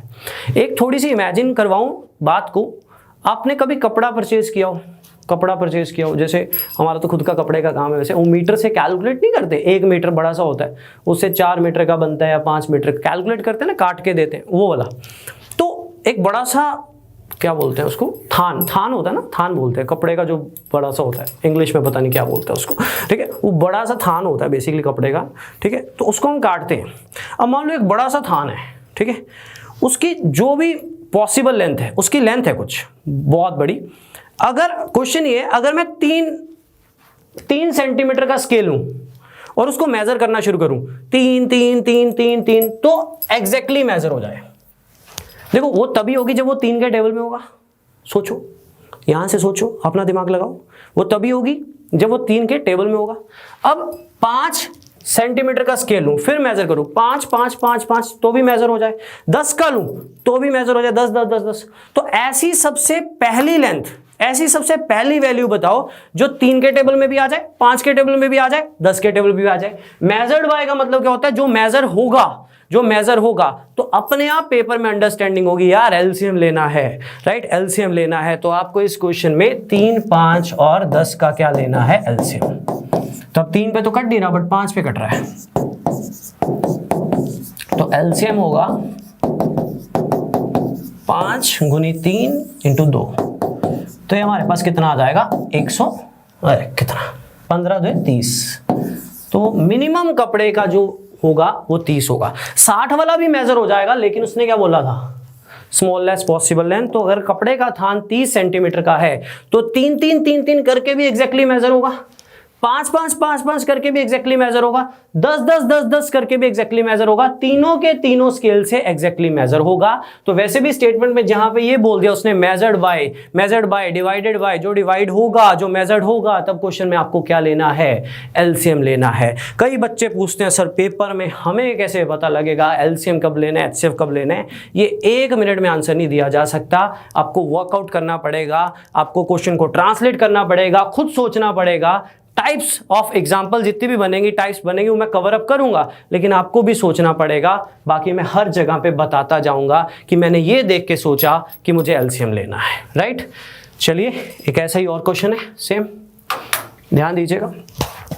कहता एक स्कूल में ना कुछ स्टूडेंट्स हैं, पता नहीं कितने, कहता उनको रो में बिठाना है। कहता अगर मैं 5 5 5 की रोज बनाता हूं, 5 बिठाए 5 बिठाए 5 बिठाए 5 बिठाए, तो कहता रोज पूरी बन जाती है। कहता फिर मैंने ना स्टूडेंट्स की रोज चेंज करी, उनको ना नो करके बिठाना शुरू किया, नो, तो भी पूरी रोज बन गई। अब कहता 10 करके बिठाना शुरू किया, 10 एक लाइन में, 10 एक लाइन में, 10 एक लाइन में, 10 एक लाइन में, तो भी कहता पूरी बन गई। तो कहता बताइए कम से कम कितने स्टूडेंट्स हैं। तो मेरे दिमाग में एक चीज आया, 5 5 5 5 करके बिठा रहा है तो भी बैठ रहे हैं, 10 10 करके भी पूरे बैठ रहे हैं, 9 करके भी पूरे बैठ रहे हैं, मतलब जो भी टोटल स्टूडेंट्स हैं वो 5 के टेबल में भी आते हैं, 9 के टेबल में भी आते हैं, 10 के टेबल में भी आते हैं। अब ऐसे पता नहीं कितने ही नंबर है जो तीनों के टेबल में आते हैं, लेकिन उसने बोला ऐसा पहला नंबर बताइए जिस पे तीनों आते हैं। तो हमें क्या लेना है, एलसीएम 5 9 और 10 का। तो 5 पे काटा 1 9 2, तो एलसीएम हुआ। अब देखो कितने छोटे क्वेश्चंस हैं और कंपटीशन रेस कर जाते हैं, क्योंकि बच्चा समझ के मैथ्स नहीं पढ़ता, वो रट्टा मारना चाहता है, वो सोचना नहीं चाहता। क्या पता बिना टीचर के भी आप सोच पाते, आप में इतना दिमाग हो, बट आपको अंडर एस्टिमेट किया हो, यार आपको मैथ्स नहीं आता, तो सच में नहीं आता होता। जिस बच्चे में ये बैठा हो ना, मेरे से तो होगा ही नहीं, पीसीएस में क्वांट तो होगा ही नहीं, इस वाले पेपर में तो मेरा क्वांट होगा ही नहीं, राइट, वो सच में नहीं होता, सच्ची बता रहा हूँ, वो सच में नहीं होता, क्योंकि उसके दिमाग में बैठ गया। एक बच्चे में वो, यार मेरे को 12 चैप्टर नहीं करने, 6 चैप्टर करने पर धज्जियां उड़ा के करने, अरे परसेंटेज आएगा ना आने दे, ओवर कॉन्फिडेंस चाहिए, कॉन्फिडेंस नहीं चाहिए, क्वांट के लिए ओवर कॉन्फिडेंस चाहिए होता है। यार कर दूंगा मैं, कोई नहीं, देख लेंगे, क्या ही डाल देगा, ये वर्ड्स होने चाहिए, हमने तो इतना लेवल कर लिया है, क्या ही लेवल डाल देंगे। और वही चीज हो रही है पिछले 2 साल में, पिछले साल में और उससे पिछले साल के पेपर्स में मैंने देखा है, कोई खास लेवल नहीं है, राइट। अगर आप 12-13 नंबर तो बिना पढ़े भी ले जा सकते हो। हाँ 3-4 क्वेश्चन हर साल टफ आए, हम वर्कआउट करेंगे, राइट, कुछ ऊटपटांग क्वेश्चन आए, राइट, हम वर्कआउट करेंगे, बट बहुत टफ नहीं है कुछ भी, ठीक है। अपने पे भरोसा तभी आएगा जब मेहनत करोगे, हार्डवर्क करोगे, बैठे रहो इस पे, बैठे रहो। अब 90% बच्चा जो मिलता है ना, कभी मिलते हैं बच्चे से, सर थोड़ा सा क्वांट करा दो। अब थोड़ा सा कैसे करा दे यार, टाइम एंड वर्क में 8 टाइप है, 8वीं टाइप से पेपर आया हुआ है, तुझे थोड़ा कराऊंगा तो पहले 2 टाइप पे खत्म हो जाऊंगा, मुझे 4 लेक्चर तो चाहिए, राइट। तो थोड़े के चक्कर में मत पड़ना, आप बहुत मेहनत करना, फिर भी ना होना, फिर बोलना कि मैथ्स नहीं आता। अगर बिना पढ़े बोल रहे हो मैथ्स नहीं आता तो वो सच में नहीं आएगा, राइट, वो सच में नहीं आ रहा हो। तो इसी तरह से इस क्वेश्चन में भी आपको सोचना था। क्वेश्चन को दोबारा पढ़ते हैं। कहता है एक स्कूल में स्टूडेंट्स थे, उनको रोज में बिठाना था। कहता 5-5 करके बिठाए तो भी बैठ गए, 9-9 करके बिठाए तो भी बैठ गए, 10-10 की रोज बनाई तो भी बन गई। तो स्कूल में कम से कम कितने बच्चे हैं? तो 5 के टेबल में भी होंगे, 9 के टेबल में भी होंगे, 10 के टेबल भी होंगे, क्योंकि रोज बन रही है। तो कितने बच्चे होंगे? ऐसा पहला नंबर जो 5 के टेबल में भी होगा, 9 के टेबल में भी होगा, 10 के टेबल में भी होगा। मतलब आपको क्या लेना था? LCM, right. अब एक क्वेश्चन जो है आपको मैं समझाता हूं, इस पे मैं बाद में आता हूं, एक बार कुछ समझाता हूं आपको क्वेश्चन को करवाने से पहले। बच्चों ध्यान से सुनना, ठीक है, ध्यान से सुनना।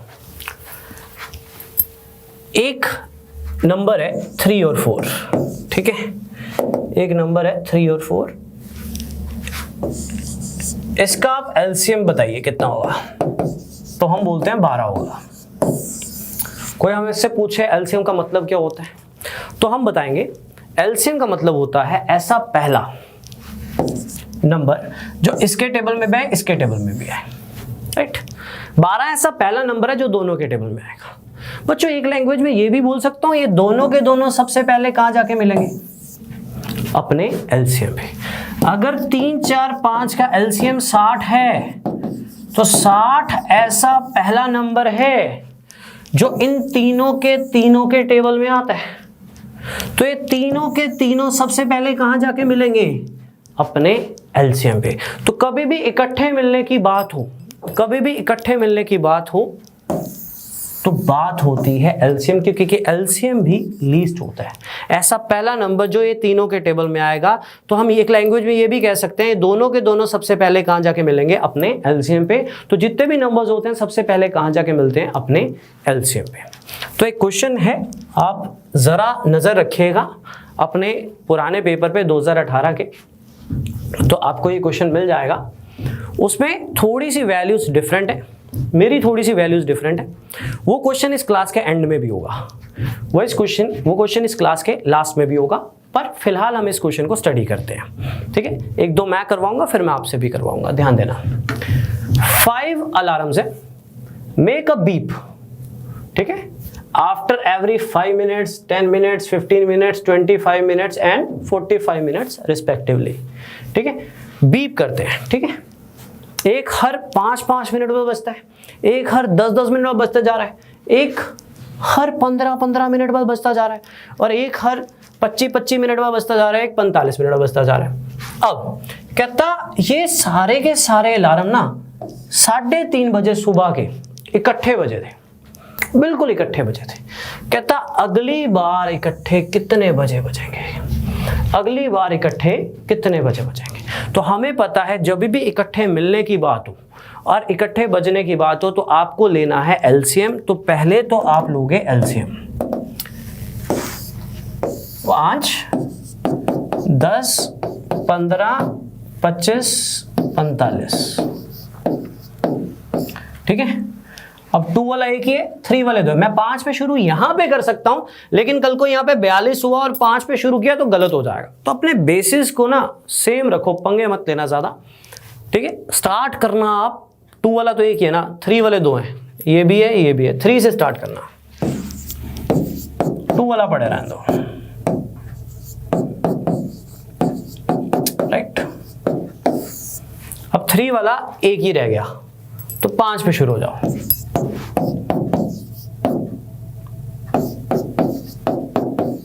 तो ये आपका एलसीएम आएगा 3 गुना 5 15, 15 गुना 2 30, 30 5 150 और ये हुआ 450। कितना हो गया? 450, ठीक है, 450 आ गया। तो एलसीएम आया मेरे पास 450 मिनट्स।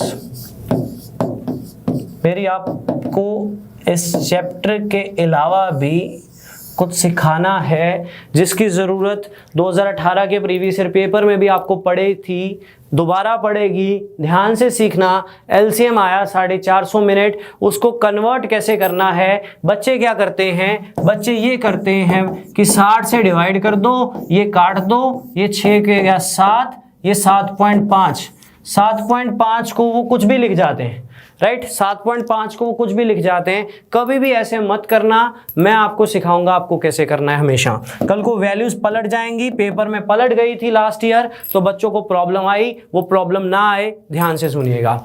तो सबसे पहले आपने एलसीएम लिया, क्योंकि मैंने आपको सिखाया जब भी इकट्ठे मिलने की बात हो तो आपको एलसीएम लेना है। जब भी इकट्ठे मिलने की बात हो तो आपको एलसीएम लेना है। तो एलसीएम आया 450 मिनट। अब मिनट्स को आवर्स में डिवाइड करना है, तो कैसे करते हैं। एक सिंपल सी बात है, हम सभी को पता है कि 1 घंटे में 60 मिनट होते हैं, है ना। मिनट्स को आवर्स में जाना है तो बड़े यूनिट में जाना है तो डिवाइड करना पड़ेगा। तो डिवाइड हमेशा ऐसे करना है, ठीक है, कभी भी डायरेक्ट मत करना, डिवाइड हमेशा ऐसे करना, आपको क्लैरिटी रहेगी हमेशा। तो 7 पे गया 420, 30 बच गया। तो जो आपका क्वोशेंट होगा, इसको क्वोशेंट बोलते हैं, ये आवर्स होंगे, और जो आपका रिमाइंडर होगा ये मिनट्स होंगे। कहने का मतलब 420 तक 7 घंटे पूरे हो गए थे। तो हमेशा डिवाइड ऐसे करना है, क्योंकि आपको मिनट से आवर्स की तरफ जाना है। तो 450 को 60 से डिवाइड कीजिए, जो क्वोशेंट होगा वो आवर्स होंगे, और जो रिमाइंडर होगा वो क्या होगा, मिनट्स होंगे। तो ये होगा 7 घंटे 30 मिनट। 450 मिनट का मतलब क्या होता है, 7 घंटे 30 मिनट। तो ये सारे के सारे अलार्म हर 450 मिनट बाद इकट्ठे बजेंगे, मतलब 7 घंटे 30 मिनट बाद इकट्ठे बजेंगे। 450 मिनट को मैंने सॉर्ट आउट किया, क्वोशेंट आया 7 घंटे, मिनट्स आए 30, तो 7 घंटे 30 मिनट। अब क्वेश्चन को ध्यान से पढ़ो। लास्ट टाइम इकट्ठे कब बजे थे, 3:30 पे। एलसीएम ने बताया अगली बार मिलेंगे 7.5 घंटे बाद, तो 7 घंटे 30 मिनट। देखो बच्चों 3:30 बजे, 7 घंटे और होंगे तो कितने बज जाएंगे, 10:30। 7 घंटे और 10:30, आधा घंटा और, तो कितने बजे मिलेंगे, 11 बजे। 3:30 बजे अपनी प्रेजेंस से सोचना, ज़्यादा ऐड उड़ के चक्कर में मत रहना, ठीक है, क्योंकि ये 100 पे नहीं अगला आएगा, ये 60 के बाद नेक्स्ट आ जाएगा। अगर 61 मिनट आ गया तो वो 8वें घंटे पे चला जाएगा, ठीक है। ऐसे ऐड मत करना, सोचना आपने, इससे सोचना। 7.5 घंटे आ गया, 3:30 बजे इकट्ठे बजे थे, 7.5 घंटे बाद फिर बजेंगे। 3:30 में 7 ऐड कर दो, 10:30, आधा घंटा और ऐड कर दो, 11, ठीक है। 7.5 घंटे बाद यानी 11 बजे इकट्ठे बजेंगे। ये सिमिलर क्वेश्चन 2018 के प्रीवियस ईयर्स में आया था, बट उसमें वैल्यूज कंपैरेटिवली टफ थी। वो होगा आज के सेशन के लास्ट में। हम डेली एक प्रीवियस ईयर पेपर का क्वेश्चन जरूर करेंगे, चाहे वो एप्टीट्यूड का हो, हाँ कुछ चैप्टर्स का होता है तो वो चैप्टर्स के साथ ही करूंगा, बट मोस्टली हम कवर अप करेंगे प्रीवियस ईयर क्वेश्चन। नहीं आते, रैंडम क्वेश्चन भी आ जाते हैं चैप्टर से बाहर, वो भी एक एक जरूर कर लिया करेंगे क्लास के एंड में, ठीक है। ये आपका क्वेश्चन नंबर 7 था, राइट। तो जब भी इकट्ठे मिलने की बात हो तो आपको क्या लेना है, एलसीएम लेना है। एक और सिमिलर क्वेश्चन है, कहता है जी ये 4 लोग हैं, ये 4 लोग हैं, W X Y Z। कहता जो W है ना वो पूरा राउंड कंप्लीट करता है 3 सेकेंड में, ये पूरा। जो X है ना वो पूरा राउंड कंप्लीट करता है 6 सेकेंड में, जो Y है वो 4 सेकेंड में, और जो Z है वो 12 सेकेंड में, ठीक है। W X Y Z start at the same time in the same direction, इतने टाइम में करते हैं, all starting at the same point. After what time will they meet again, after what time will they meet again at the starting point. तो question ये है कि चारों के चारों इसी पॉइंट से निकलते हैं, तो ये चारों के चारों इसी पॉइंट पे कितनी देर बाद मिलेंगे। तो मैंने आपको बताया जब भी इकट्ठे मिलने की बात हो आपको हमेशा क्या लेना है, एलसीएम। तो इनका आप एलसीएम लोगे, इनका एलसीएम कितना आएगा, जब आप इनका एलसीएम लोगे तो वो आएगा 12 सेकेंड। तो 12 सेकेंड बाद चारों के चारों इसी पॉइंट पे होंगे। आप सोच भी सकते हो W 3 सेकेंड बाद आता है, यहाँ पे 3 3 3 3, 12 बाद यही होगा। X 4 बाद आता है, 4 4 4, 12 बाद यही होगा। Y 6 बाद आता है तो 6 6, 12 बाद यही होगा, और Z 12 में भी यही आता है। तो चारों के चारों इसी पॉइंट पे दूसरी बार इकट्ठे कब मिलेंगे, अपने एलसीएम पे मिलेंगे, अपने एलसीएम पे मिलेंगे। तो अभी तक जितना पढ़ा है क्लियर है सभी को? अभी तक जितना पढ़ा है क्लियर है? मैं रिपीट कर देता हूँ एक बार। सबसे पहले मैंने आपको सिखाया एलसीएम होता क्या है। लेक्चर खत्म नहीं हो रहा, लेक्चर बड़ा है थोड़ा, ठीक है। रिपीट इसलिए कर रहा हूँ क्योंकि आगे कुछ डिफरेंट आने वाला है। सबसे पहले मैंने आपको सिखाया एलसीएम होता क्या है, एचसीएफ होता क्या है। एलसीएम ऐसा सबसे पहला नंबर जो सभी के टेबल में आए, एचसीएफ ऐसा सबसे बड़ा नंबर जो सभी को काट दे, ठीक है। नाम में क्लियर है, हाईएस्ट कॉमन फैक्टर। दूसरी चीज, एलसीएम लेना कब है? जब भी क्वेश्चन में बात होगी जो डिवाइड होगा आपको एलसीएम लेना है, जब भी क्वेश्चन में बात होगी जो डिवाइड करेगा आपको एचसीएफ लेना है, राइट। फिर बेसिक सिखाया, एलसीएम लेना सिखाया, ऐसा सबसे पहला नंबर जो इनमें डिवाइड होगा तब आपको एलसीएम लेना है। कभी इंक्रीज बाय कभी डिक्रीज बाय बोल सकता है, तो फोकस रखना। रिमाइंडर की बात करें तो रिमाइंडर तभी आता है जब नंबर 1 बड़ा होता है, 2 बड़ा होता है, 3 बड़ा होता है। देन मैंने कुछ प्रैक्टिकल क्वेश्चंस करवाए, राइट। अब एक बड़ी लेंथ को मेजर करना है अलग अलग स्केल से, तो डेफिनेटली वो ऐसा नंबर होगा जो इन सभी के टेबल का नंबर होगा, राइट। देन रोज वाला केस, और ये 7th और 8th क्वेश्चन में मैंने आपको ये सिखाया जब भी इकट्ठे मिलने की बात हो तो आपको हमेशा क्या लेना है? एलसीएम लेना है। 7th क्वेश्चन 2018 के प्रीवियस ईयर पेपर में आपको दिख जाएगा डिफरेंट वैल्यूज के साथ। मैं आज क्लास के एंड में भी दिखाऊंगा। अब आपकी बारी, माय फेवरेट क्वेश्चन। कमेंट्स में आंसर चाहिए, ठीक है।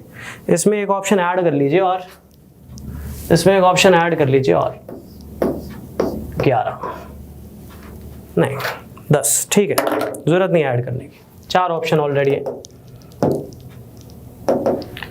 आंसर,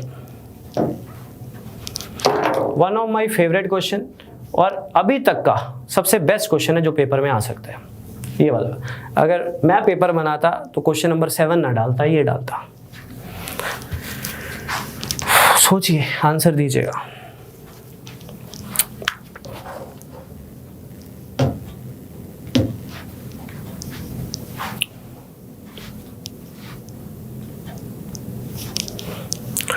पांच बेल्स है, आंसर प्लीज देते रहिए, सोचिए। 5 बेल्स है, इकट्ठी बजना शुरू होती, एक 9 सेकंड बाद बजती है, एक 6 बाद बजती है, एक 10 बाद बजती है, एक 4 बाद, एक 8 बाद। कहता वो 1 घंटे में कितनी बार बजेंगी? How many times will they toll together in a span of 1 hour? 1 घंटे में कितनी बार बजेंगे? सोचिए। तो सबसे पहले तो ये देखेंगे कि जो बेल्स है ना, ये बिगिन टू टोल टुगेदर, ठीक है, इकट्ठी बजनी शुरू होती है, 9, 6, 4, 10, 8 सेकंड बाद बजती है। तो पहले तो ये देखेंगे सारी की सारी बेल्स इकट्ठी कितनी देर बाद बजती है। जब हम एलसीएम लेंगे 9, 6, 4, 10 और 8, डेफिनेटली 2 पे शुरू करेंगे, देन 2 पे ही फोकस करेंगे क्योंकि 2 वाले 2 थे। अब हम 3 पे आ जाएंगे, तो जो एलसीएम आएगा 2 दूनी 4, 4 तिये 12, 12 तिये 36, 36 5 180, 180 गुनी 2 360, 360 सेकेंड। 360 सेकेंड को अगर आप मिनट्स में कन्वर्ट करोगे तो वो 6 मिनट होगा। पहले तो इनका आप एलसीएम लोगे, जो आएगा 360 सेकेंड यानी 6 मिनट, ठीक है, वो आप ले लोगे। एलसीएम लिया आपने 360 सेकेंड मतलब 6 मिनट, यानी ये 5 की 5 बेल्स अकॉर्डिंग टू एलसीएम हर 6 मिनट बाद या 360 सेकेंड बाद एक ही बात होती है, इकट्ठी बजेंगी, टोल टुगेदर। अब ये क्वेश्चन अच्छा क्यों है?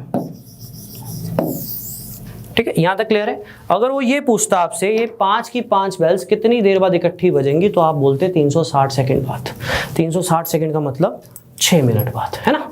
360 सेकंड का मतलब 6 मिनट बाद। लेकिन क्वेश्चन में पूछा है how many times will they toll together in a span of 1 hour? 1 घंटा मतलब 60 मिनट। तो बच्चा सोचता है यार 6 मिनट में 1 बार बज रही है, तो 1 आवर मतलब 60 मिनट, तो 60 मिनट में 10 बार बचेगी। बच्चा पेपर में 10 आंसर टिक करके निकलता है। हर एप्टीट्यूड बुक में ये क्वेश्चन पढ़ा है, इसका आंसर 10 नहीं होगा, इसका आंसर 11 होगा। इसीलिए ये क्वेश्चन मेरा फेवरेट है, क्योंकि बच्चा गलती करता है, पक्का बच्चा सोचता नहीं है, राइट। आपको सोचना है, सुनना ध्यान से। सबसे पहले आप ले लोगे एलसीएम, तो हर 6 मिनट में इकट्ठी बजती है, राइट। तो 60 मिनट में कितनी बार बजी? अगर 6 मिनट में एक बार बजती है तो 60 मिनट में 10 बार बजी। अरे क्वेश्चन को ध्यान से पढ़ो, वो बेल्स इकट्ठी बजना शुरू हुई थी तो एक बार स्टार्टिंग में भी तो बजी थी। तो आंसर इसका 10 नहीं होता, हमेशा एक बड़ा होता है। बैठा लेना दिमाग में, किसी भी बुक में इसकी वर्डिंग चेक कर लेना, उसने इन बिटवीन नहीं कहा होता कभी भी, राइट। उसने सिंपली लिखा होता है in a span of 1 hour. In a span of 1 hour में स्टार्टिंग पॉइंट भी काउंट होता है, लास्ट पॉइंट भी काउंट होता है। Let me clear you, right. हर 6 मिनट में इकट्ठी बजती, कोई भी टाइम मान लो, कोई भी टाइम मान लो जी अभी 6:30 बजे है, ठीक है, हमारी क्लास चल रही है जी 6:30 बजे अभी, है ना। हर 6, उसने कहा 5 bells begin to toll together, इकट्ठी बजना शुरू हुई तो 6:30 बजे इकट्ठी बजी। अब अकॉर्डिंग टू एलसीएम हर 6 मिनट बाद इकट्ठी बजेंगी।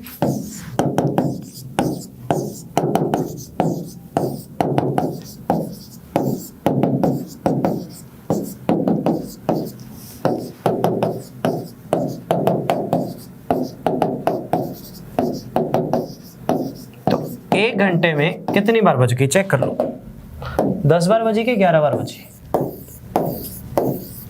हर 6 मिनट बाद। तो basically in a span of 1 hour में स्टार्टिंग पॉइंट भी कंसीडर होगा, तो आंसर इसका हमेशा एक बड़ा होता है, आंसर 11 होगा। अगर वो कहता in a span of 30 minutes या in a span of half an hour, तो हम कहते हैं एलसीएम ने बताया जी 6 मिनट में इकट्ठी बजती है, तो 30 मिनट में बजी 5 बार। 5 नहीं होगा आंसर, आंसर आपका 6 होगा। आंसर हमेशा एक बड़ा होता है, आंसर हमेशा एक बड़ा होता है। तो इस क्वेश्चन में ये चीज ध्यान में रखनी है, कल को ये क्वेश्चन एज इट इज छप के आ सकता है, क्योंकि हर एप्टीट्यूड बुक में ये क्वेश्चन बड़ा हुआ है। और ये एलसीएम का अभी तक का सबसे बेस्ट क्वेश्चन है जितने भी मैंने पढ़ाए हैं, राइट। क्योंकि इसमें आप बच्चा ये पढ़ना भूल जाता है कि वो बेल्स इकट्ठी बजना शुरू हुई है तो वो वाला पॉइंट भी तो काउंट होगा। तो अगर वो क्वेश्चन में ये कहता है कि 5 बेल्स इकट्ठी बजती है, तो एलसीएम ने बताया हर 6 मिनट में इकट्ठी बजती है। अब वो ये कहता अगर 18 मिनट में कितनी बार बजेंगी, तो हर 6 मिनट में इकट्ठी बजती है, तो 18 मिनट में 3 बार नहीं बजेंगी। अगर मैं 18 मिनट की बात करूंगा तो आंसर हमेशा एक बड़ा होगा, क्योंकि वो बेल्स इकट्ठी बजना भी शुरू हुई थी तो स्टार्टिंग वाला पॉइंट भी काउंट होगा, तब 4 आंसर होगा। अब उसने कहा इन अ स्पैन ऑफ 1 आवर, तो 60 मिनट में कितनी बार बजी? 60 मिनट में 10 बार बजी, एक बार स्टार्टिंग में भी तो बजी है, तो आंसर इसका 11 होगा। तो करेक्ट आंसर इज 11। ये ध्यान रखना, आंसर हमेशा एक बड़ा होता है। अगर ये वर्डिंग लिखी हो 6 बेल्स इकट्ठी बजनी शुरू हुई, 5 बेल्स इकट्ठी बजनी शुरू हुई, तो वो वाला पॉइंट काउंट करना है। दैट इज वाई ये क्वेश्चन ट्रिकी है। ध्यान रख लेना, कहीं भी वर्कआउट करके देख लेना, आंसर फाइनली आपको 11 ही एक्सेप्ट करना पड़ेगा, क्योंकि कई बच्चों को प्रॉब्लम होती है इसको पकड़ने में, इस पॉइंट को पकड़ने में। इन अ स्पैन ऑफ 1 आवर में स्टार्टिंग पॉइंट और लास्ट पॉइंट दोनों काउंट होते हैं, ध्यान रखना। और वो इकट्ठी बजना शुरू हुई है तो स्टार्टिंग पॉइंट कंसीडर किया जाएगा। ठीक है, क्लियर है सभी को? इंपॉर्टेंट क्वेश्चन था। तो आपने एलसीएम लेना है, 6 मिनट में इकट्ठी बजेंगी, तो 60 मिनट में 10 बार बजेंगी। आंसर 11 टिक करना, क्योंकि वो स्टार्टिंग में भी इकट्ठी बजे थी।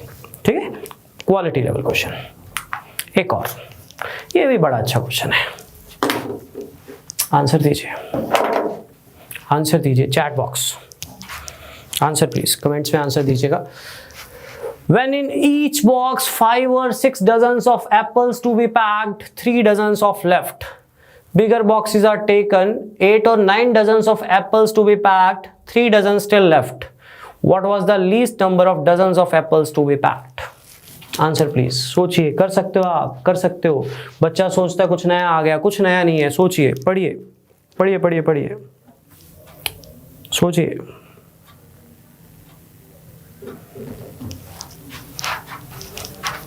समझाता हूं फिर मैं।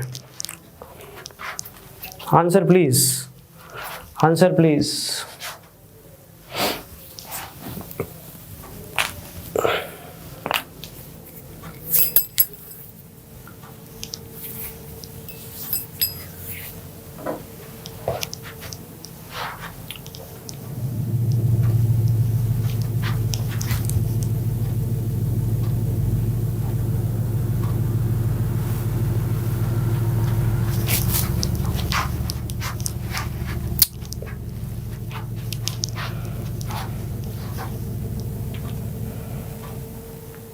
सोचिए बच्चों, कर सकते हो आप।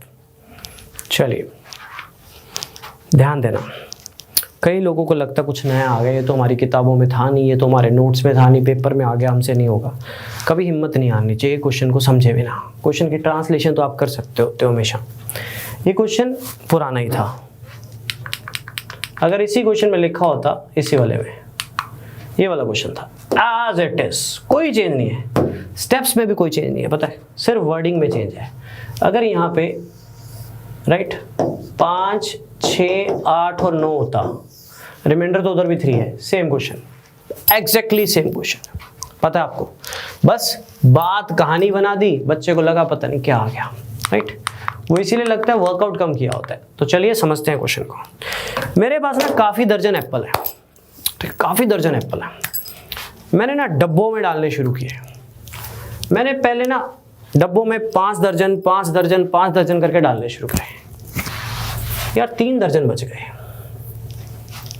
मतलब पूरे पूरे नहीं आए, डब्बों में 5-5 करके डालने शुरू करे, 3 दर्जन बच गए। और मैंने सोचा 6-6 दर्जन करके डालते हैं, तो 6 दर्जन 6 दर्जन 6 दर्जन 6 दर्जन करके डालने शुरू करे, फिर 3 दर्जन बच गए। मतलब जो भी मेरे पास एप्पल्स हैं वो ना ही 5 के टेबल में आता, ना ही 6 के टेबल में आता, क्योंकि 5-5 करके पैक करता हूँ, पूरे पूरे पैक नहीं होते, 3 दर्जन बच जाते हैं। 6-6 करके पैक करता हूँ तो भी 3 दर्जन बच जाते हैं, राइट। अगर सिर्फ इतना क्वेश्चन होता तो मैं आंसर देता, 5 और 6 का एलसीएम होता है 30, तो 3-3 दर्जन दोनों केस में बचते हैं, तो आंसर होता 33। बात खत्म होती, लेकिन क्वेश्चन अभी खत्म नहीं हुआ। अब मैंने थोड़ा दिमाग और लगाया, 8-8 दर्जन करके डालने शुरू कर दिए। अरे यार फिर 3 दर्जन बच गए। फिर मैंने 9-9 दर्जन करके डाले, फिर 3 दर्जन बच गए। तो मैं 5-5 करके डाल रहा हूं तो भी 3 दर्जन बच रहे हैं, 6-6 करके डाल रहा हूं तो भी 3 दर्जन बच रहे हैं, 8-8 करके डाल रहा हूं तो भी 3 दर्जन बच रहे हैं, 9-9 करके डाल रहा हूं तो भी 3 दर्जन बच रहे हैं। कहता कम से कम कितने दर्जन एप्पल्स हैं? तो जो भी दर्जन एप्पल्स हैं वो एक ऐसा नंबर है जो 5 के टेबल में भी 3 रिमाइंडर दे रहा है, 6 के टेबल में भी 3 रिमाइंडर दे रहा है, 8 के टेबल में भी 3 रिमाइंडर दे रहा है, 9 के टेबल में भी 3 रिमाइंडर दे रहा है। तो ऐसा पहला नंबर जो 5 के टेबल में भी आए, 6 के टेबल में भी आए, 8 के टेबल में भी आए, 9 के टेबल में भी आए, वो होता है एलसीएम। तो इनका एलसीएम निकालोगे तो 360 आएगा। अब मुझे सारे के सारे केस में 3 दर्जन बच रहे हैं, तो ऐसा पहला नंबर जो चारों के चारों केस में रिमाइंडर 3 देगा, तो दैट इज 363। ये पुराना ही क्वेश्चन था, what is the least number which when divided by 5, 6, 8 and 9 to leave remainder 3 in each case. तो मैं क्या करता, ऐसा पहला नंबर ढूंढता जो चारों के टेबल में आए, वो 360 होता। अब चारों के चारों केस में रिमाइंडर 3 चाहिए, तो मैं आंसर बोलता 363। मैं आंसर बोलता 363, लेकिन उसने यही बात कहानी बनाकर बोल दी कि यार दर्जन के कुछ बॉक्स थे, दर्जन एप्पल्स थे, 5-5 करके डाले 3 बच गया, 6-6 करके डाले 3 बच गया, 8-8 करके डाले 3 बच गया, 9-9 करके डाले 3 बच गया, राइट। तो बार बार 3 ही बच रहा है। तो ऐसा पहला नंबर ढूंढिए जो चारों के टेबल में आता, वो है 360। अब चारों के चारों केस में 3 बच रहा है, तो नंबर होगा 363। पुराना ही क्वेश्चन था, क्वेश्चन नंबर 4 और इस क्वेश्चन में कोई फर्क नहीं है, सिर्फ कहानी बनाई है। बच्चे को लगता है कुछ नया आ गया, बच्चे को लगता है कुछ नया आ गया। क्लियर है? ये एलसीएम के कुछ प्रैक्टिकल क्वेश्चंस थे जिसमें मैंने आपको समझाया कि इसको कैसे वर्कआउट करना है, राइट। बाकी प्रैक्टिस आपने भी करनी है, चैप्टर बहुत बड़ा है, राइट। 3 लेक्चर लगेंगे टोटल, वर्कआउट करेंगे। थोड़े लेक्चर्स भी बड़े होंगे, 1.5 आवर या उससे थोड़े से ऊपर, क्योंकि सिलेबस ज़्यादा है और मेरा ये मानना है छोड़ना नहीं चाहिए कुछ, ठीक है। ढंग से ही कराना चाहिए, कराओ तो, नहीं तो ना कराओ। तो एक एक चीज़ कवर अप करूँगा। किताबें बंद रखिएगा, अभी सिर्फ मेरी सोचते जाइएगा, मेरे साथ चलते जाइएगा, मेरी सोच से चलिएगा। आपका एप्टीट्यूड करवाने की रिस्पॉन्सिबिलिटी है तो वो अच्छी होगी, राइट। अच्छी रिस्पॉन्सिबिलिटी ली है तो अच्छे से करेंगे। क्लियर है यहाँ तक सभी को? ठीक है। अब इसमें कल को डिफरेंट रिमाइंडर अभी पढ़ा नहीं है, तो मैं 3 वाला केस ही लेके चला अभी मैंने, सिर्फ सिखाने के लिए। चलिए, कल को बहुत कुछ आने वाला है, एलसीएम में डिफरेंट रिमाइंडर भी आएगा एंड ऑल, वो भी डिस्कस करेंगे फ्यूचर में।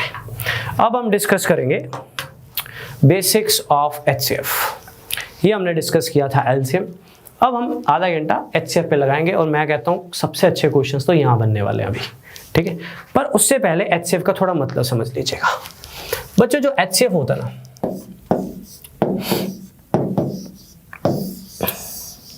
वो होता है हाईएस्ट कॉमन फैक्टर। थोड़ा नॉलेज के लिए बता रहा हूं, कल को काम आएगा।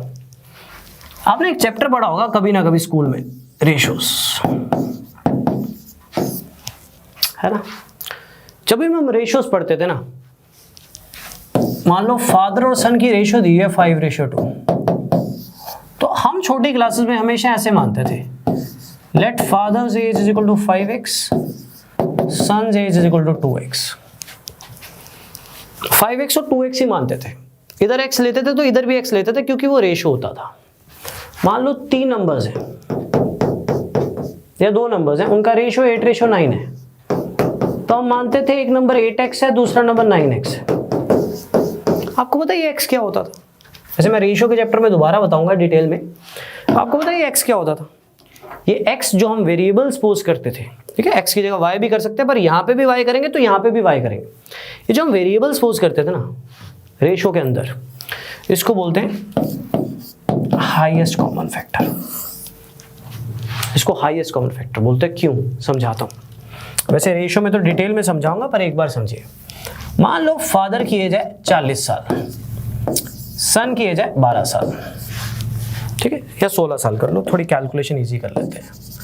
मान लो सन 16 साल का है, ठीक है, फादर 40 साल का है, सन 16 साल का है। इसका रेशियो ले लो। अब रेशियो का मतलब होता है P/Q फॉर्म। जब भी हम रेशियो लेते थे, याद करना, क्या 2 पे काट के छोड़ देंगे? फिर काटेंगे, जितना हो सके काटेंगे। उसको क्या बोलते हैं?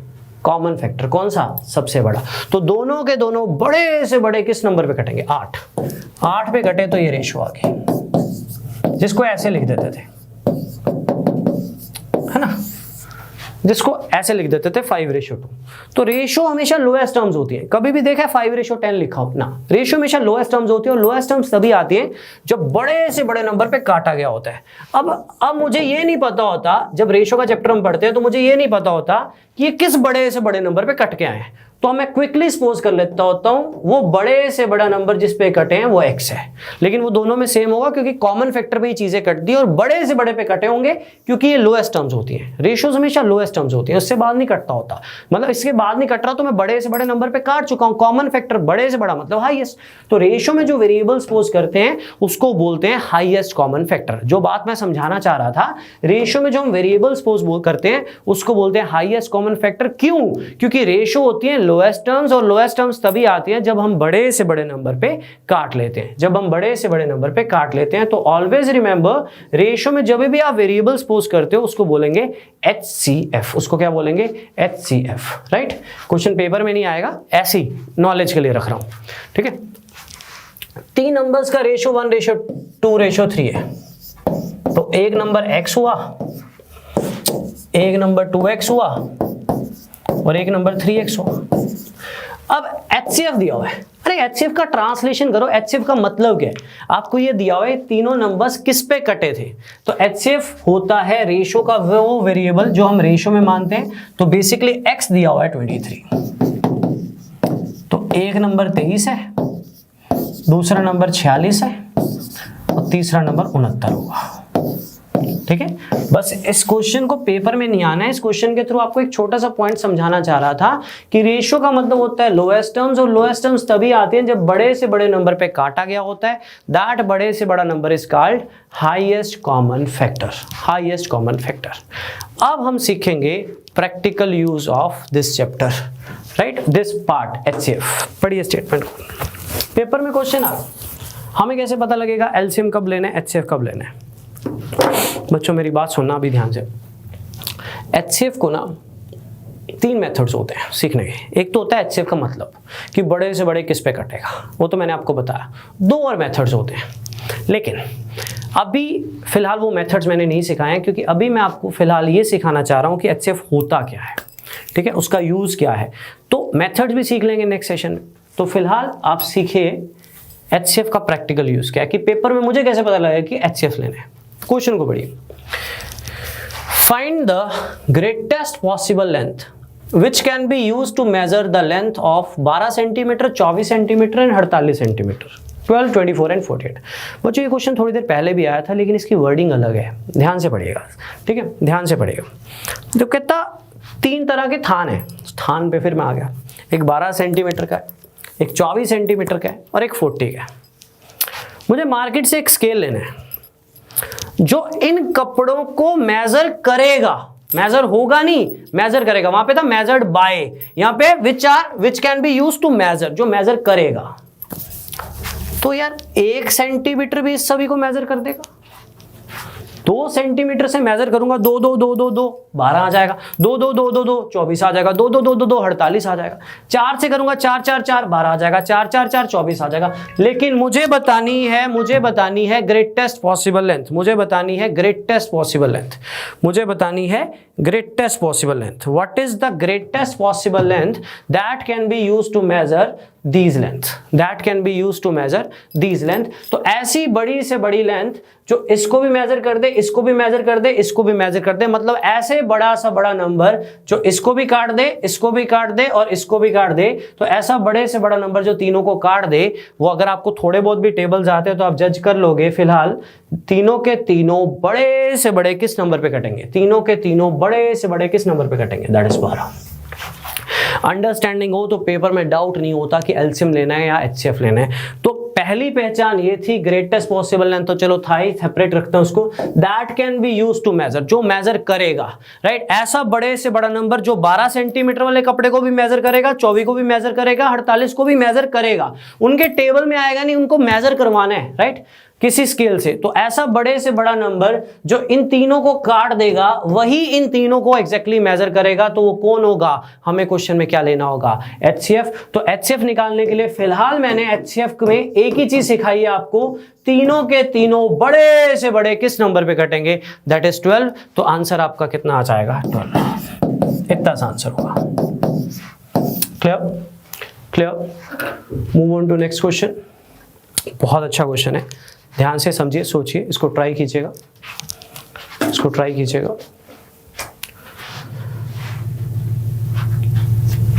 टिम्बर के 3 पीस है, 84 मीटर, 98 मीटर, 126 मीटर। तो थोड़े से टेबल्स यूज होंगे, ठीक है। मैंने अभी वैल्यूज बहुत बड़ी नहीं ली हैं क्योंकि एचसीएफ के मेथड्स नहीं सिखाए हैं, पर एचसीएफ का मतलब सिखाया हुआ है, तो टेबल्स यूज होंगे थोड़े से, ठीक है, ज़्यादा नहीं। इनसे प्लैंक्स बनाने हैं सेम लेंथ के। What is the greatest possible length of each plank? अब जो क्वेश्चंस आने वाले हैं ना 13, 14, 15, 16, ये क्वालिटी लेवल क्वेश्चन, क्वालिटी होगी इनमें काफी। चलिए स्टूडेंट्स, वर्कआउट करते हैं इस क्वेश्चन को, ध्यान से सुनिएगा। देखो, आपने वो देखा लकड़ी का आरा होता है, आरा ही बोलते हैं, राइट, वुड शॉप बोलते हैं जिसको, बड़ा सा आरा होता है, लकड़ी कट रही होती है ना। तो मान लो 3 बड़े बड़े पीस पड़े, एक 84 मीटर का, एक 98 मीटर का और एक 126 मीटर का, 3 बड़े बड़े पीस पड़े। अब मुझे उनसे प्लैंक्स बनवाने हैं। क्या बनवाने, प्लैंक्स। क्या बनवाने, प्लैंक्स। अब प्लैंक्स बनवाने, प्लैंक्स मतलब फट्टे नहीं होते जो हमारे टेबल होते हैं क्लासरूम्स में, राइट, फट्टे टाइप, है ना, वैसे बनवाने। तो प्लैंक्स बनवाने तो बनवा लो, लेकिन उसने बोला प्लैंक्स की बड़ी से बड़ी लेंथ क्या हो सकती है। तो 126 मीटर का ही प्लैंक ले लो, पूरा ही कपड़ा, पूरा ही ले लो। लेकिन उसने एक वर्ड यूज किया जिसको फोकस करना पड़ेगा कि प्लैंक्स जो होने चाहिए ना, वो सेम लेंथ के होने चाहिए। सेम लेंथ मतलब कॉमन फैक्टर, ग्रेटेस्ट मतलब हाईएस्ट। तो फट्टे बनवाने इनसे, ठीक है, इनसे फट्टे बनवाने, और बनवाने सेम लेंथ के। सेम लेंथ के मतलब ऐसा नंबर ढूंढना पड़ेगा जो सभी को काटता हो, जो सभी को काटता हो, लेकिन बड़ी से बड़ी लेंथ लेनी है। काट तो सभी को 2 भी देगा, 2 मीटर के भी प्लैंक बन जाएंगे, पर काट तो सभी को 7 भी देगा, 7 मीटर के प्लैंक बन जाएंगे। तो ऐसा बड़े से बड़ा नंबर जो इन सभी को काट दे, आपको लेना है एचसीएफ। एचसीएफ निकालने के मेथड्स भी होते हैं जो फ्यूचर में सिखाऊंगा, लेकिन फिलहाल मैंने वैल्यूज छोटी रखी है ताकि आप एचसीएफ को समझ पाओ फिलहाल। तो एचसीएफ का मीनिंग समझ पाओ कि तीनों के तीनों बड़े से बड़े किस नंबर पे कटेंगे। तो अगर आपको 14 का टेबल आता है तो तीनों के तीनों 14 पे कटेंगे, राइट। अगर आप 7 पे भी काटते तो फिर 2 2 2 2 बच जाता, तो फिर 2 पे काटते तो कितना होता, 14 होता। तो एचसीएफ 14 आएगा। तो एक प्लैंक बड़े से बड़ा जो आप बना सकते हो ना, वो 14 मीटर का बना सकते हो, इससे बड़ा नहीं बना सकते हो, क्योंकि उसने मेंशन किया था कि प्लैंक्स की लेंथ क्या होनी चाहिए, सेम होनी चाहिए। इसका जो नेक्स्ट क्वेश्चन है ना, वो इसको थोड़ा और समझा देगा। मैं इस क्वेश्चन पे वापस आऊंगा थोड़ी देर में, ठीक है, लेकिन एक बेहतरीन क्वेश्चन करवाने के बाद। मे बी ये थोड़ा कम समझ आओ, मैं अभी दोबारा आऊंगा, दोबारा समझाऊंगा। इसमें एक क्वेश्चन और क्रिएट करने वाला हूं, वेट करना। पहले हम एक इंपॉर्टेंट क्वेश्चन डिस्कस करते हैं, ध्यान देना। एप्टीट्यूड का बहुत ही बेहतरीन क्वेश्चन है, ठीक है, ध्यान से समझना आपने, ठीक है, ध्यान से समझना है। एक मिल्क वेंडर है, एक मिल्क वेंडर है, ठीक है, पढ़ लो पहले इसको ढंग से, पढ़ लो, बहुत अच्छा क्वेश्चन है, बहुत अच्छा क्वेश्चन है। इस क्वेश्चन के बाद मैं क्वेश्चन नंबर 13 पे वापस जाऊंगा। एक मिल्क वेंडर है, उसके पास 3 तरह के मिल्क हैं, cow milk, toned milk, double toned milk. Cow milk है 21 लीटर, टोन्ड मिल्क है 42 लीटर और डबल टोन्ड है 63 लीटर। कहता he wants to pack them in cans so that each can contains same liters of milk and does not want to mix any 2 kinds of milk in a can. The least number of cans required is. अब हमारे इतनी मेहनत करने में और एक दूसरे बच्चे में क्या फ़र्क होगा? बच्चा बोलेगा लीस्ट लिखा है एलसीएम ले लो, एम ही ले लो। स्टेटमेंट को समझेंगे, अंडरस्टैंड करेंगे, ध्यान देना, ध्यान देना। तो समझना ये है, मैं सारे स्टेप्स बताऊंगा। एक मिल्क वेंडर के पास 3 तरह के मिल्क हैं, 21 litre cow milk, 42 litre toned milk. ऐसे ही एप्टीट्यूड के क्वेश्चन पीसीएस में आ जाए कोई बड़ी बात नहीं है, राइट। और 63 लीटर है डबल टोन्ड मिल्क, 63 लीटर है डबल टोन्ड मिल्क, राइट। ये 3 तरह के मिल्क हैं, तीनों को कैन में डालना और कम से कम कैन यूज करने हैं। मैं सारी पॉसिबिलिटीज बताऊंगा आपको, जो जो आपके दिमाग में आ रहा है वही बताने वाला हूं। पहली पॉसिबिलिटी दिमाग में ये आ रही है कि एक बड़ा सा कैन ले आओ, तीनों तरह को डाल दो, आंसर 1 दे दो। लीस्ट तो 1 ही होता है ना आंसर, तो बड़ा सा कैन ले आओ, इसको भी डाल दो, इसको भी डाल दो, इसको भी डाल दो, कर दो पैक, कम से कम कैन यूज हो गए, एक यूज हो गया। लेकिन क्वेश्चन को पढ़ा यार, उसने क्वेश्चन में कहा कि दूध को मिक्स नहीं कर सकते, तो 1 इज नॉट पॉसिबल, ठीक है। देखो मैं ये नहीं कह सकता कि 1-1 लीटर के कैन ले लें, क्योंकि मुझे कम से कम कैन यूज करने हैं। कम से कम कैन में सबसे पहली पॉसिबिलिटी होती है 1। एक बड़ा सा कैन ले आता हूं, इन तीनों दूध को डाल देता हूं, cow milk, toned milk, double toned milk, इनको उठा के डाल देता हूं, राइट। बट उसने कहा था मिक्स नहीं कर सकते। दूसरी चीज दिमाग में आई, अब मिक्स तो कर नहीं सकता, तो एक काम करता हूं, काउ मिल्क के लिए एक कैन ले आता हूं 21 लीटर का, टोन्ड मिल्क के लिए एक 42 लीटर का कैन ले आता हूं और डबल टोन्ड के लिए एक 63 लीटर का कैन ले आता हूं। तो 3 कैन बना लेता हूं, है ना, कम से कम में 3 यूज करते हैं। अब इससे दूध मिक्स नहीं होगा, लेकिन वो भी नहीं कर सकता, क्योंकि क्वेश्चन में मेंशन है each can contains same litre of milk, तो 3 भी नहीं हो सकता, है ना। क्यों नहीं हो सकता? अगर मैं 21 लीटर का एक कैन लूं, 42 लीटर का दूसरा कैन लूं, 63 लीटर का तीसरा कैन लूं, तो तीनों कैंस का जो क्वांटिटी है वो सेम नहीं होगा। उसने कहा था कैंस का क्वांटिटी सेम होना चाहिए और कम से कम कैन यूज करना है। तो 1 इज नॉट पॉसिबल, क्योंकि दूध को मिक्स नहीं कर सकता। 3 कैन अलग अलग नहीं ले सकता, क्योंकि उसने कहा था कैंस की क्वांटिटी सेम होनी चाहिए। तो कम से कम कैन यूज करने हैं, तो बड़ी से बड़ी क्वांटिटी का कैन मार्केट से जाके उठाना पड़ेगा। मेरे पास 3 तरह के मिल्क पड़े, मुझे मिल्क को मिक्स नहीं करना, मुझे कम से कम कैन यूज करने, और मार्केट में मिल रहे हैं सेम क्वांटिटी के कैन, तो मुझे मार्केट में जाके कम से कम कैन यूज करने, तो बड़ी से बड़ी क्वांटिटी उठानी पड़ेगी। तो ऐसा बड़े से बड़ा नंबर जो इसको भी काट दे, इसको भी काट दे, इसको भी काट दे, वो है 21। तो मुझे मार्केट में जाकर 21 लीटर का कैन उठाना पड़ेगा। इससे बड़ा नहीं ले सकता, इससे बड़ा लिया तो ये वाला पूरा नहीं आएगा, ये वाला पूरा नहीं आएगा। मुझे एक ऐसी बड़ी से बड़ी क्वांटिटी लेनी है जो इसको भी काट दे, इसको भी काट दे, इसको भी काट दे, तो 21 लीटर की क्वांटिटी का कैन मुझे उठाना पड़ेगा, क्योंकि मुझे कम से कम कैन यूज करना है, तो मुझे बड़ी से बड़ी क्वांटिटी लेनी पड़ेगी। तो ऐसा बड़े से बड़ा नंबर जो इन तीनों को काट देगा वो होगा 21, वो होगा 21। लेकिन क्वेश्चन अभी खत्म नहीं हुआ, क्वेश्चन अभी खत्म नहीं हुआ। तो मैं मार्केट से ले आया 21 लीटर के कैन, 21 लीटर के कैन ले आया। अब जब इस तरह के कैन्स में काउ मिल्क डालने गया तो कितने कैन लगेंगे?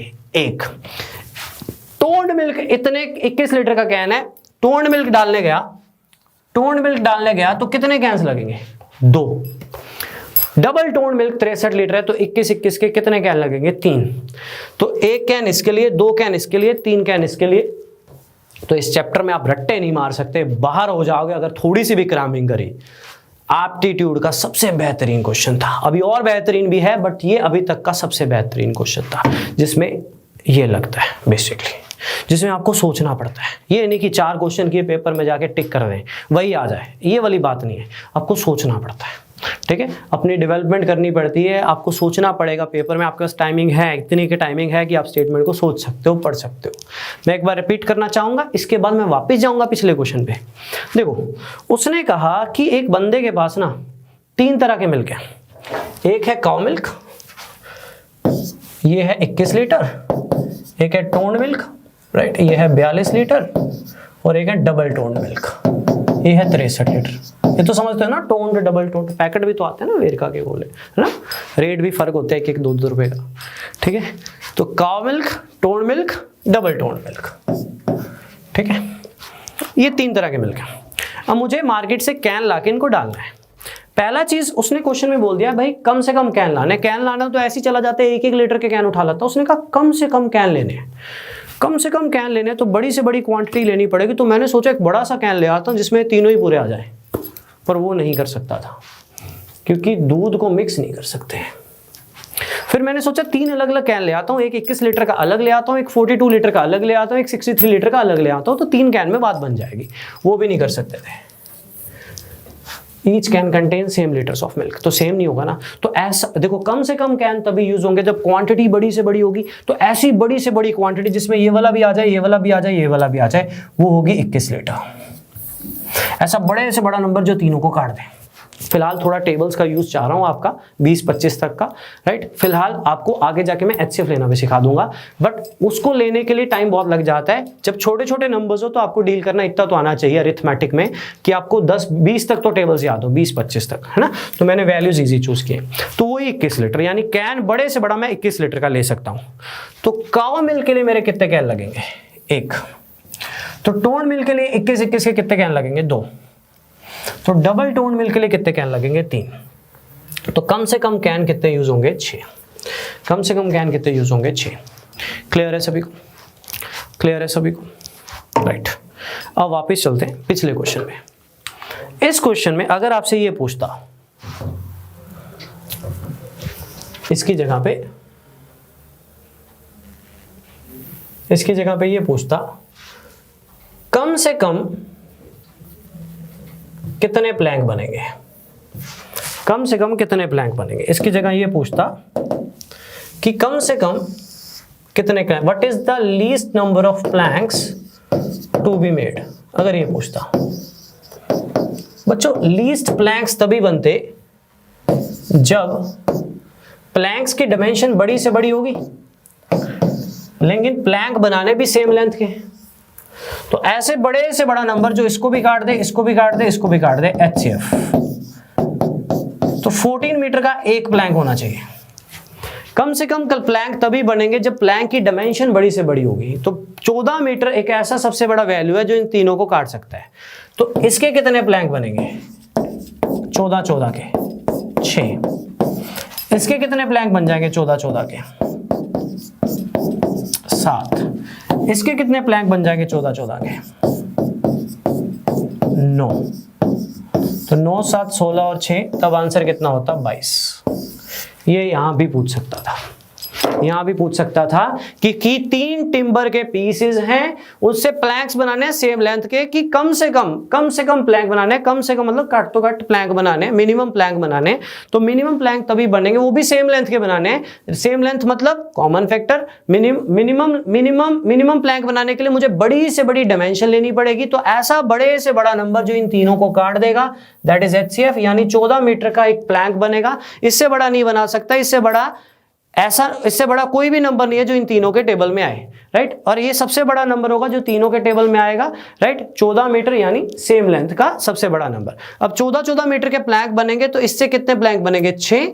इससे कितने बनेंगे? 7। और इससे कितने बनेंगे? 9। तो ये मिनिमम प्लैंक्स होंगे, ये मिनिमम प्लैंक्स होंगे। अगर मैं 2-2 मीटर लेता तो भी प्लैंक्स बन जाते, अगर मैं 3-3 7-7 लेता तो भी प्लैंक्स बन जाते। लेकिन मिनिमम प्लैंक्स बनाने के लिए, लीस्ट प्लैंक्स बनाने के लिए वैल्यू बड़ी से बड़ी लेनी पड़ेगी आपको, तो वो बड़े से बड़ा नंबर क्या होगा, HCF होगा। सेम कंसेप्ट यूज किया इस क्वेश्चन में। दूध वाले ने दूध को मिक्स करना था, दूध वाले ने दूध को पैक करना था, मिक्स नहीं कर सकता, और क्वांटिटी भी सेम लेनी थी। तो ऐसा बड़े से बड़ा नंबर जो इन तीनों के टेबल में आए, दैट इज 21। तो 21 लीटर के कैन होंगे, तो काउ मिल्क के लिए कितने कैन लगेंगे, डिवाइड बाय 21, टोन मिल्क के लिए डिवाइड बाय 21, और इसके लिए भी डिवाइड बाय 21। तो मिनिमम नंबर ऑफ कैन्स कितने होंगे, 6 होंगे।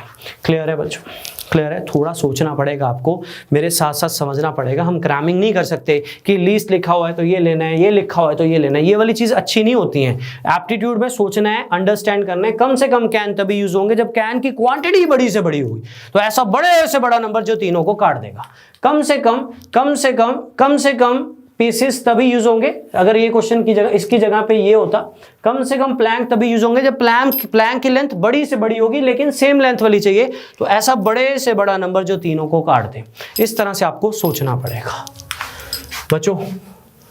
एक और सेम क्वेश्चन, सेम पैटर्न में कहता पीच है, एप्रिकॉट है, बनाना है, ठीक है। इनको बनाना है रोज में, और हर रो में ना सेम नंबर ऑफ फ्रूट होने चाहिए, ओनली वन टाइप। मतलब रोज में ना जो फ्रूट है ना उसको मिक्स नहीं कर सकते। तो बताइए कम से कम रोज कितनी बनेगी, पिछला ही क्वेश्चन है, कम से कम रोज कितनी बनेगी ये आपने बताना है। तो बच्चों कम से कम रोज जो बनेगी है ना, कम से कम जो रोज बनेगी वो तभी बनेंगी जब रोज में ज्यादा से ज्यादा फ्रूट होंगे, लेकिन रोज बनानी है सेम नंबर की, और हर रो में एक ही टाइप का फ्रूट होना चाहिए। तो आप मुझे बताइए ऐसा बड़े से बड़ा नंबर जो इसको भी काट दे, इसको भी काट दे, इसको भी काट दे, वो होगा 12। तो जो एक रो में फ्रूट होने चाहिए वो होने चाहिए 12, ठीक है। बड़ी से बड़ी रो इतनी बना सकता हूं मैं, सेम नंबर की बनानी है ना। तो पीचेस के लिए कितनी रोज लगेंगी, 2। एप्रिकॉट के लिए 12-12 की कितनी रोज लगेंगी, 3। तो बनाना के लिए कितनी रोज लगेंगी, 5। तो मिनिमम नंबर ऑफ रोज कितनी होंगी, 10। Question number 13, question number 14, question number 15, तीनों सेम ही बात बोल रहे हैं। सेम नंबर मतलब same length, only one type मतलब मिक्स नहीं कर सकते, ठीक है। ईच दूध को मिक्स नहीं कर सकते, और सेम लीटर्स, ठीक है। प्लैंक्स की जो लेंथ होनी चाहिए वो क्या होनी चाहिए, सेम होनी चाहिए। और तीनों क्वेश्चन में सेम चीज पूछी, least number of planks, least number of cans, और लीस्ट नंबर ऑफ रोज। तीनों के तीनों का बेस सेम था। कम से कम रोज तभी यूज होंगी, कम से कम कैन्स तभी यूज होंगे, कम से कम प्लैंक्स तभी बनेंगे जब बड़ी से बड़ी वैल्यू लोगे। तो पहला काम होगा इन तीनों क्वेश्चन में HCF निकालना। तीनों के तीनों किस नंबर पे कटेंगे, 12 पे। अब HCF आ जाएगा तो आपने अपने दिमाग से सोचना है 12-12 की पीच की कितनी रोज बनेगी, 2। 12-12 की एप्रिकॉट की कितनी रोज बनेगी, 3। और 12-12 की बनाना की कितनी रोज बनेगी, 5। और ये कम से कम रोज होंगी, और फ्रूट मिक्स भी नहीं होगा, और फ्रूट सेम, एक रो में सेम नंबर ऑफ फ्रूट्स होंगे। क्लियर है बच्चों। Question number 13, 14 and 15 on the same pattern. और ये तीनों क्वेश्चंस को मैं एप्टीट्यूड के बेहतरीन क्वेश्चंस मानता हूं, क्योंकि तीनों में कहीं ना कहीं बच्चे का बेस यूज होगा, राइट। क्लियर है सभी को। आज के सेशन का लास्ट क्वेश्चन और सबसे बढ़िया क्वेश्चन, उसके बाद एक प्रीवियस ईयर क्वेश्चन करना है, वो आप खुद ही ट्राई करोगे। मैं नेक्स्ट सेशन में आपको सॉल्व करवा दूंगा, वो आप खुद ही ट्राई करोगे। मैं आपको दिखाऊंगा जरूर, पर उससे पहले आज के सेशन का last question, give it a try. दिमाग वाला क्वेश्चन है, लेवल वाला क्वेश्चन है, तुक्का नहीं मारना है। Last question for this session, start. बड़ा हो गया सेशन थोड़ा आज हमारा, हो जाएंगे इतने इतने तो।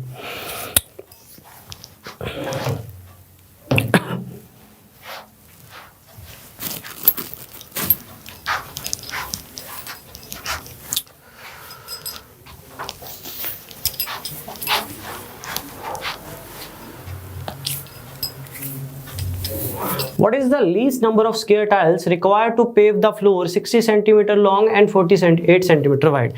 Basically फ्लोर पे टाइलें लगानी है, ठीक है। सुनना ध्यान से, सुनना ध्यान से। ये मान लीजिए एक स्क्वायर है, ये मान लीजिए ये फ्लोर है एक, ठीक, ये फ्लोर है। ठीक है,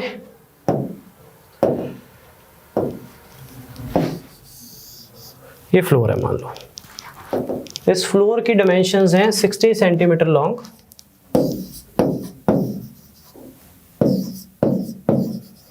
48 सेंटीमीटर वाइड।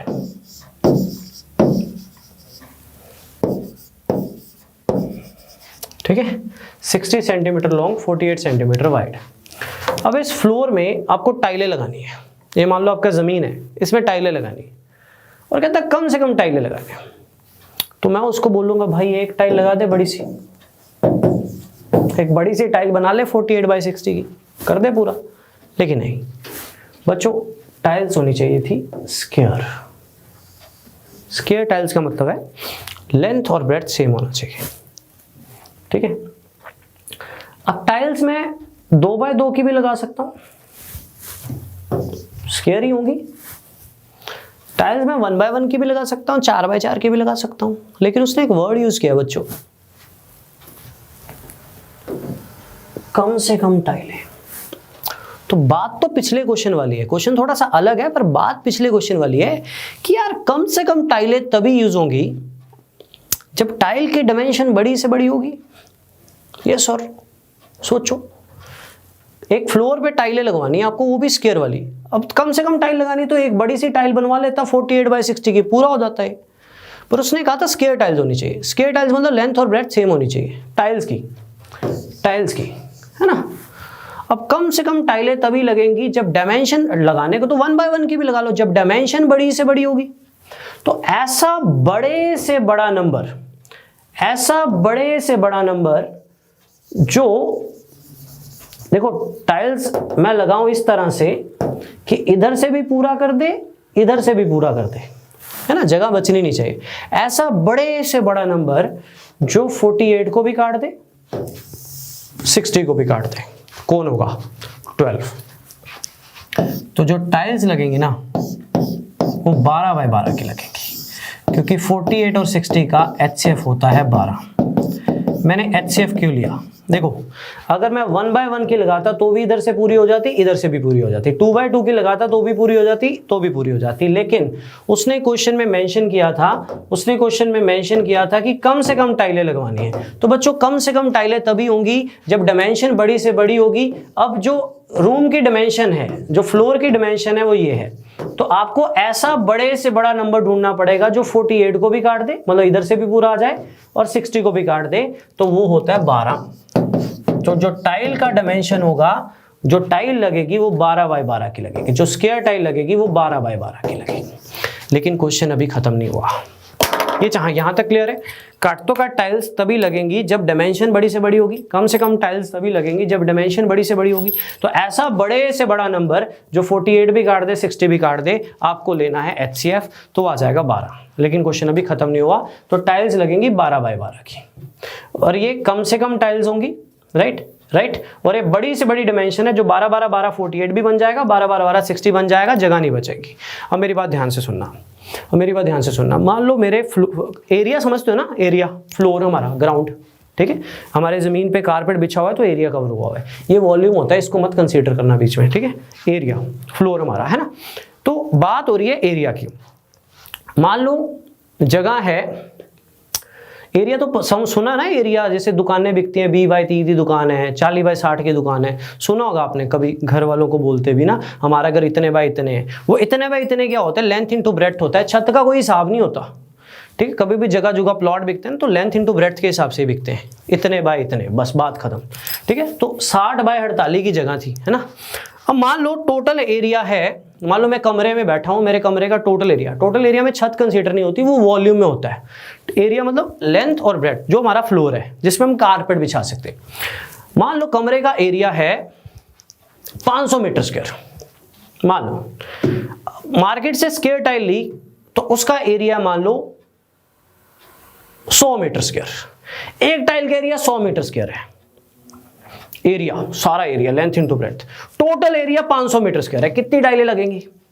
अरे 500 को कवर करने के लिए 100 की कितनी टाइलें लगेंगी? 5। 500 को 100 से डिवाइड करोगे ना, तभी नंबर ऑफ टाइल्स आएंगे ना। मान लो टोटल एरिया 200 है, एक टाइल का एरिया है 20, तो कितनी टाइलें लगेंगी? 200 को 20 से डिवाइड करोगे तभी 20 की 10 टाइलें लगेंगी। उसी तरह से पहला पॉइंट जो मैंने यहां पे क्लियर किया कि कम से कम टाइल लगवानी है तो डायमेंशन बड़ी से बड़ी होनी चाहिए। तो ऐसा बड़े से बड़ा नंबर जो 60 को भी काट दे, 48 को भी काट दे, उनका एचसीएफ के लिए मैंने आपको सिखाया बड़े से बड़े किस पे कटेंगे? कॉमन फैक्टर हाईएस्ट वाला, बड़े से बड़ा। तो एचसीएफ आया 12, यानी 12 बाय 12 की टाइल होगी। तो टोटल एरिया